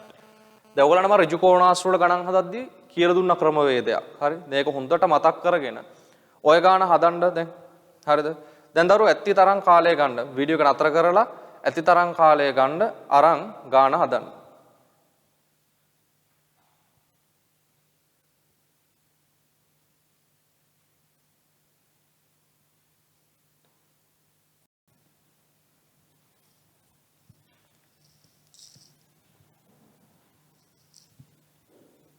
හරි. දැන් ඔයගොල්ලෝ හදන්න උත්සාහයක් ගන්න ඕනේ. හරිද? දැන් ඔය උත්සාහය නොගෙන නම් මේ සාකච්ඡාවත් එක්ක එකතු වෙන්න වැඩක් වෙන්නේ නැහැ. මොකද දැන් ඊළඟට මම ගණන් වගේක් දෙනවා ඕගොල්ලන්ට තනියෙන් හදන්න. හරිද? දැන් මේ දේවල් හරියට තේරුම් ගත්තා නම් ඒ ගණන් ටික අනිවාර්යෙන් තනියෙන් හදන්න පුළුවන්. ඒ නිසායි කියන්නේ තනියෙන් හදන්න උත්සාහ කරන්න. එකපාරක් දෙපාරක් නෙමෙයි 3-4 වතාවක් හරි උත්සාහ කරලයි මේ සාකච්ඡාවත් එක්ක එකතු වෙන්නේ. පැහැදිලිද? දැන් කියනවා මෙන්න මෙහෙම විස්තරයක්. සමද්විපාද ත්‍රිකෝණයක් තියෙනවලු. සමද්විපාද. මේ ත්‍රිකෝණයේ අසමාන පාදය, කියන්නේ සමද්විපාදය කියන්නේ දරුවෝ දැන් පාද දෙකක් සමානයිනේ. අසමාන පාදයේ දිගින් අසමාන පාදයක් තියෙනවනේ. අනිත් දෙන්න සමානයි. මෙන්න මෙයාගේ දිග සෙන්ටිමීටර් 12යි කියලා කියනවා. එතකොට අපිට දෙනවා පරිමිතිය සෙන්ටිමීටර් 50යි කියලා. අපෙන් අහනවා සමාන පාද දෙකෙන් එක පාදයක දිග කීයද කියලා. දැන් දරුවෝ දන්නේ නැති කෙනා නැත්තම් අඥාතය වෙන්න ඕනේ. ඔන්න ඔය පාද දෙකෙන් එකක දිගනේ. හරිද? ඒකනේ අපෙන් අහන්නේ. එතකොට මම මෙන්න මේ පාදයේ දිග සඳහා අඥාතයක් ගන්නවා. මම ගන්නවා සිම්පල් A කියලා. හැබැයි දැන් සමද්විපාද නිසා මේ පාද දෙකම සමානයි. මේ දිග A නම් මේ දිගත් A විය යුතුයි. එහෙනම් දැන් මම ගන්නවා පරිමිතිය සඳහා ප්‍රකාශනයක්. මම ඉගෙන ගත්තා පරිමිතිය කියන්නේ මොකක්ද? වටේ දිගෙහි එකතුව. එහෙනම් වටේ දිග ගනිද්දී Aට Aව එකතු වෙන්න ඕනේ, තව 12ක් එකතු වෙන්න ඕනේ. පැති 3යි, දිගවල් 3යි තියෙන්නේ. A එකතු කිරීම A එකතු කිරීම 12යි. පරිමිතිය සඳහා ආදේශය දානවා. පරිමිතිය කියන්නේ 50යි. එතකොට Aට A එකතු වුණාම එනවා 2A එකතු කිරීම 12ක් තියෙනවා. දැන් ඔයගොල්ලෝ දන්නවා ඒව හොයාගන්න නම් ඉස්සෙල්ලාම එකතු කිරීම 12 ඉවත් කරගන්න ඕනේ. එතකොට මට පුළුවන් එකතු කිරීම 12 ඉවත් කරන්න අඩු කිරීම 12ක් යොදලා. එතකොට එකතු කිරීම 12ට අඩු කිරීම 12 සුළු වෙනවා 2A සමානයි 50න් 12ක් ගියොත් තව 38ක් ඉතුරුයි. එතකොට Aලා දෙන්නෙක් නැත්තම් පැති දෙකම 38යි. එහෙනම් දරුවෝ අපිට පුළුවන් දෙකෙන් බෙදලා එක පාදයක දිග හොයාගන්න. එතකොට 38 දෙකට බෙදුනොත් කීයක් එනවද? 19ක් එනවා. එහෙනම් ඔය එක පාදයක් වෙනවා සෙන්ටිමීටර කොච්චරද? 19ක්. පැහැදිලිද? එතකොට තේරුම් ගන්න මේකේ මේ යම් ගාණක් දුන්නාම පරිමිතියට අදාළව අපි කරන්නේ නොදන්නා කෙනාට අඥාතයක් අරන් ඒ අඥාතය ඔස්සේ ගොඩනගනවා පරිමිතිය සඳහා ප්‍රකාශනයක්. ඒතොර මේ ප්‍රකාශනය බොහෝ විට සමීකරණයක්. ඒක විසඳලා අපිට පිළිතුරක් හොයාගන්න පුළුවන්. හරි. දැන් අඩුපාඩු තියෙනවා නම් මේ ගාන හදාගන්න අපි ඊළඟට තව උදාහරණයක් පිළිබඳව සාකච්ඡා කරමු.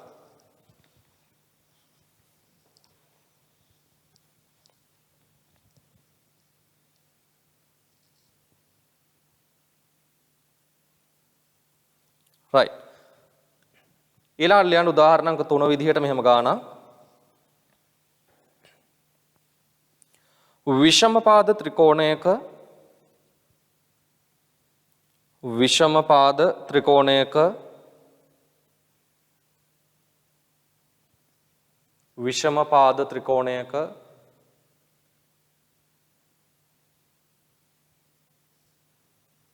පරිමිතිය සෙන්ටිමීටර් 30ක් වේ.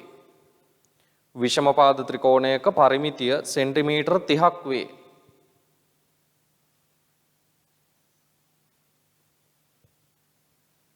සෙන්ටිමීටර් 30ක් වේ. එහි පාද දෙකක දිග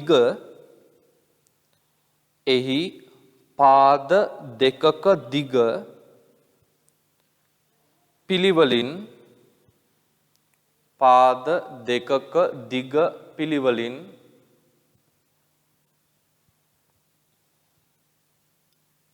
සෙන්ටිමීටර් 5.8ක් සහ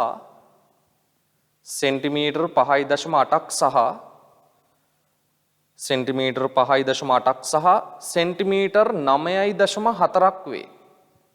සෙන්ටිමීටර් 9.4ක් වේ. සෙන්ටිමීටර් 9.4ක් වේ. ඉතිරි පාදයේ දිග සොයන්න. ඉතිරි පාදයේ දිග සොයන්න. ඉතිරි පාදයේ දිග සොයන්න.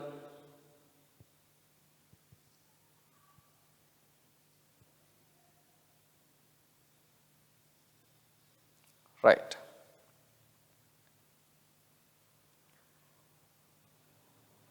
හරි දරුවෝ. දැන් එහෙනම් යම් කාලයක් අරගෙන ඔන්න ඔය ගාන සඳහා පිළිතුරක් ලබා ගන්න.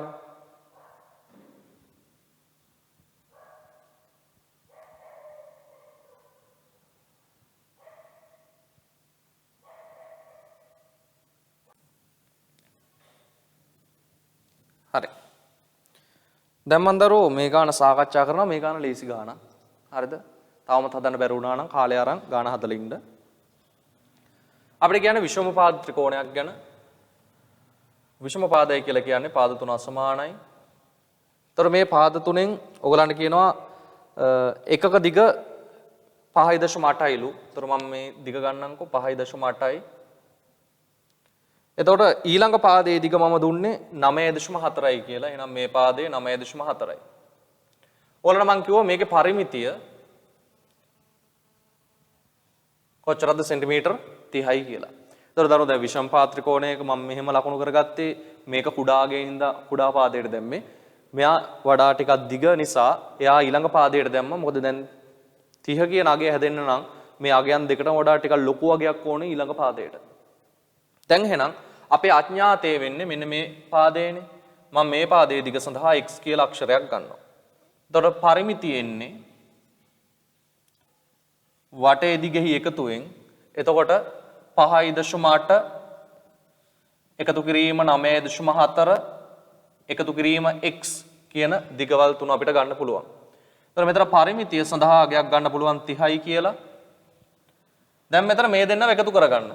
එතකොට 8යි 4යි 12යි එකක් ඉතුරුයි 9 1යි 10යි 5යි 15යි. එකතු වෙන්න ඕනේ 15.2යි කියලා. ඕම එකතු කරන්න බැයි නම් පැත්තක එකතු කරලා බලන්න. එතකොට එකතු කිරීම x. දැන් මෙතන දශම සංඛ්‍යාවක් තිබ්බත් මේක සමීකරණයක්නේ. අර විදිහටම තමයි. එකතුවක් අයින් කරගන්න නම් අඩු කිරීමක් ඕනේ. එතකොට එකතු කිරීම 15.2ක් ඉවත් කරගන්න නැත්නම් ධන 15.2ක් ඉවත් කරගන්න ඍණ 15.2ක් යොදනවා. එතකොට මේ පැත්තේ 30න් අඩු වෙනවා 15.2ක්. එතකොට මෙතන x කියන කෙනා එනවා. මේක මම වෙනම අඩු කරලා පෙන්නන්න ළමයි.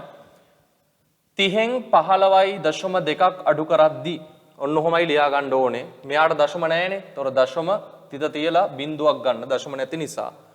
එතකොට මේක අඩු කරද්දී බිඳුවෙන් දෙකක් බෑ. එතකොට මෙතනත් නැති නිසා මෙතන එකක් මෙතෙන්ට දෙනවා. එතකොට මෙතෙන්ට දුන්නාම මෙතන 10ක් වෙනවා. මෙතන 2යි තව ඉතුරු. ඒ 10න් එකක් මෙතෙන්ට දෙනවා. එතකොට මෙතන 10ක් වෙනවා. මෙතන එකක් අඩු වෙලා 9ක් ඉතුරු වෙනවා. එතකොට ඒ 10න් දෙකක් අඩු වුණාම 8යි. 9න් 5ක් 4යි. දෙකෙන් එකක් 1යි. උත්තරේ එනවා 14.8 සෙන්ටිමීටර්. හරිද? පැහැදිලිද? ඒ කියන්නේ දරුවෝ දැන් මෙතනත් උනේ මොකද්ද? අඥාතයක් ගත්තා. අර පරිමිතිය සඳහා ප්‍රකාශනයක් ලියුවා. ඒක සුළු කරගත්තා. රයිට්. තව අපි එක උදාහරණයක් ගමු දරුවෝ මෙතෙන්ට. මාත් එක්කම ලියා ගන්න මේ ගාන. ඉස්සෙල්ලා මේක අඩුපාඩු තියෙනවා නම් හදා ගන්නකෝ යම් කිසි කෙනෙක්ට.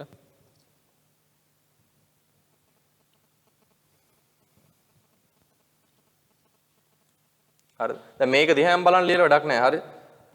මේක තේරුම් ගත්තා තනියෙන් ගාන හදන්න. රයිට්. ඊළඟ ලියා ගන්න උදාහරණ අංක 4 කියලා.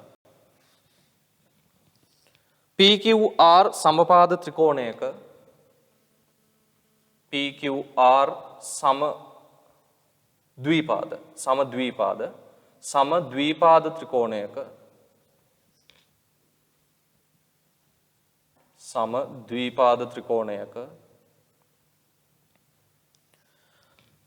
PQ සමානයි PR වේ. PQ සමානයි PR වේ. මම බෝඩ් එකේ ලියනවා දරුවෝ. ඒ විදිහට ලියා ගන්න. හරිද? දැන් කියවද්දි ලියන්න පුළුවන් නම් පුළුවන්. එහෙම ලියා ගන්න. එහෙම බැරි නම් මේ බෝඩ් එකේ ලියනකොට තමුන්ට ලියා ගන්න බැරි තැන බෝඩ් එකෙන් බලලා ලියා ගන්න. PQ සමානයි PR වේ. RQ පාදය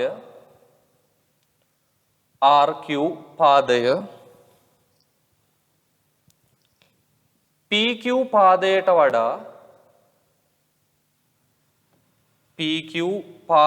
වඩා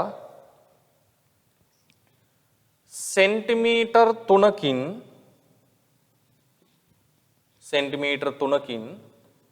දිගින් වැඩි වන අතර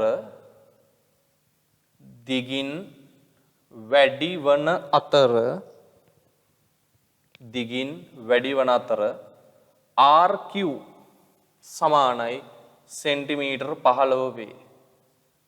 RQ සමානයි සෙන්ටිමීටර් 15 වේ. ත්‍රිකෝණයේ පරිමිතිය සොයන්න. ත්‍රිකෝණයේ පරිමිතිය සොයන්න. ත්‍රිකෝණයේ පරිමිතිය සොයන්න.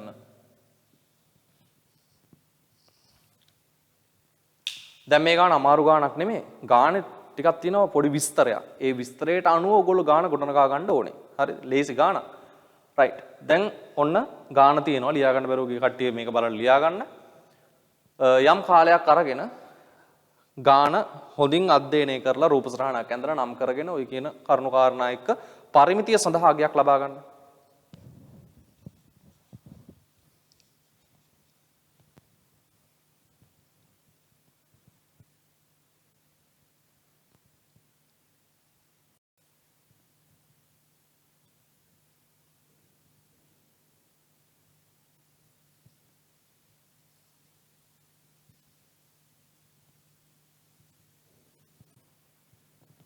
හරි. දැන් දරුවෝ මම මේ ගාන සාකච්ඡා කරන්නම්. ඒතර කාලය මදි වුණා නම් නැවත සැරයක් කාලය අරගෙන ගාන හදන්න. හරි. එතකොට කියනවා PQR සමද්විපාද ත්‍රිකෝණයක PQ සමානයි PR වේ. ඒතර අපි දන්නවා සමද්විපාද ත්‍රිකෝණයක් නම් පාද දෙකක් මොකක් වෙන්න ඕනේද? සමාන වෙන්න ඕනේ. එහෙනම් මම රූප සටහනක් ඇඳ ගන්නවා පාද දෙකක් සමාන වෙන්න. එතකොට මේ පාදයට මේ පාදේ සමානයි කියලා ගමුකෝ. එතකොට මට කියනවනේ මෙන්න මෙහෙම දෙයක් මේ බලන්න. PQ සමානයි PR. එතකොට PQR තමයි ත්‍රිකෝණයේ නම. දැන් ත්‍රිකෝණයේ මේ මුළු තුනටනේ ඔය අකුරු තුන එන්නේ.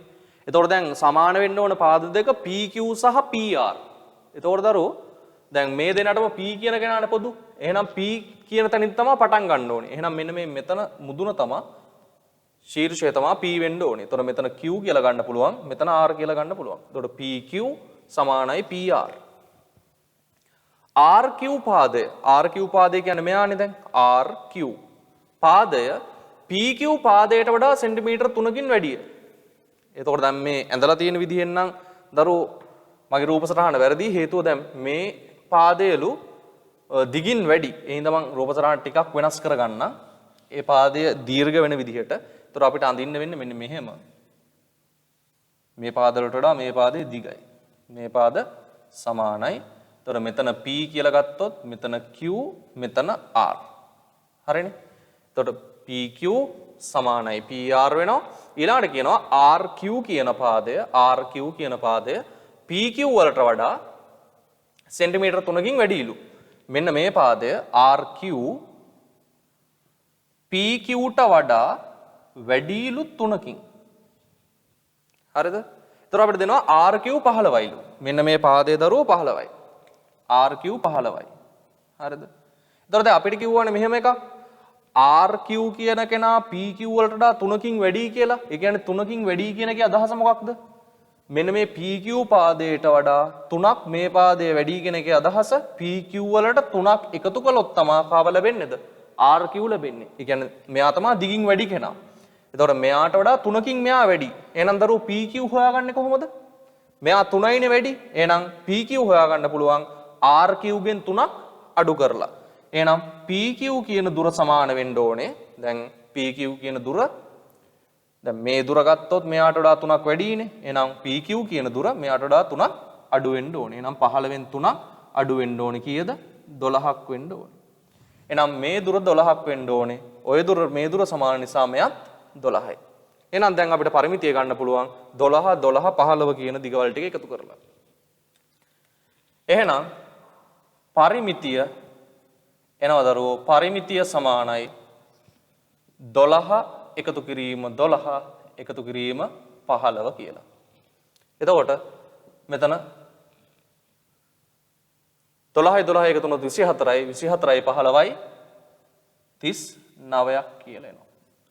ඔන්න එනවා පරිමිතිය. පැහැදිලිද ඒක? මේ දිග 3කින් වැඩි කියලා කිව්වනම් එහෙනම් 3කින් වැඩි නම් මේ දිග මොකද වෙන්න ඕනේ 3කින් අඩු වෙන්න ඕනේ.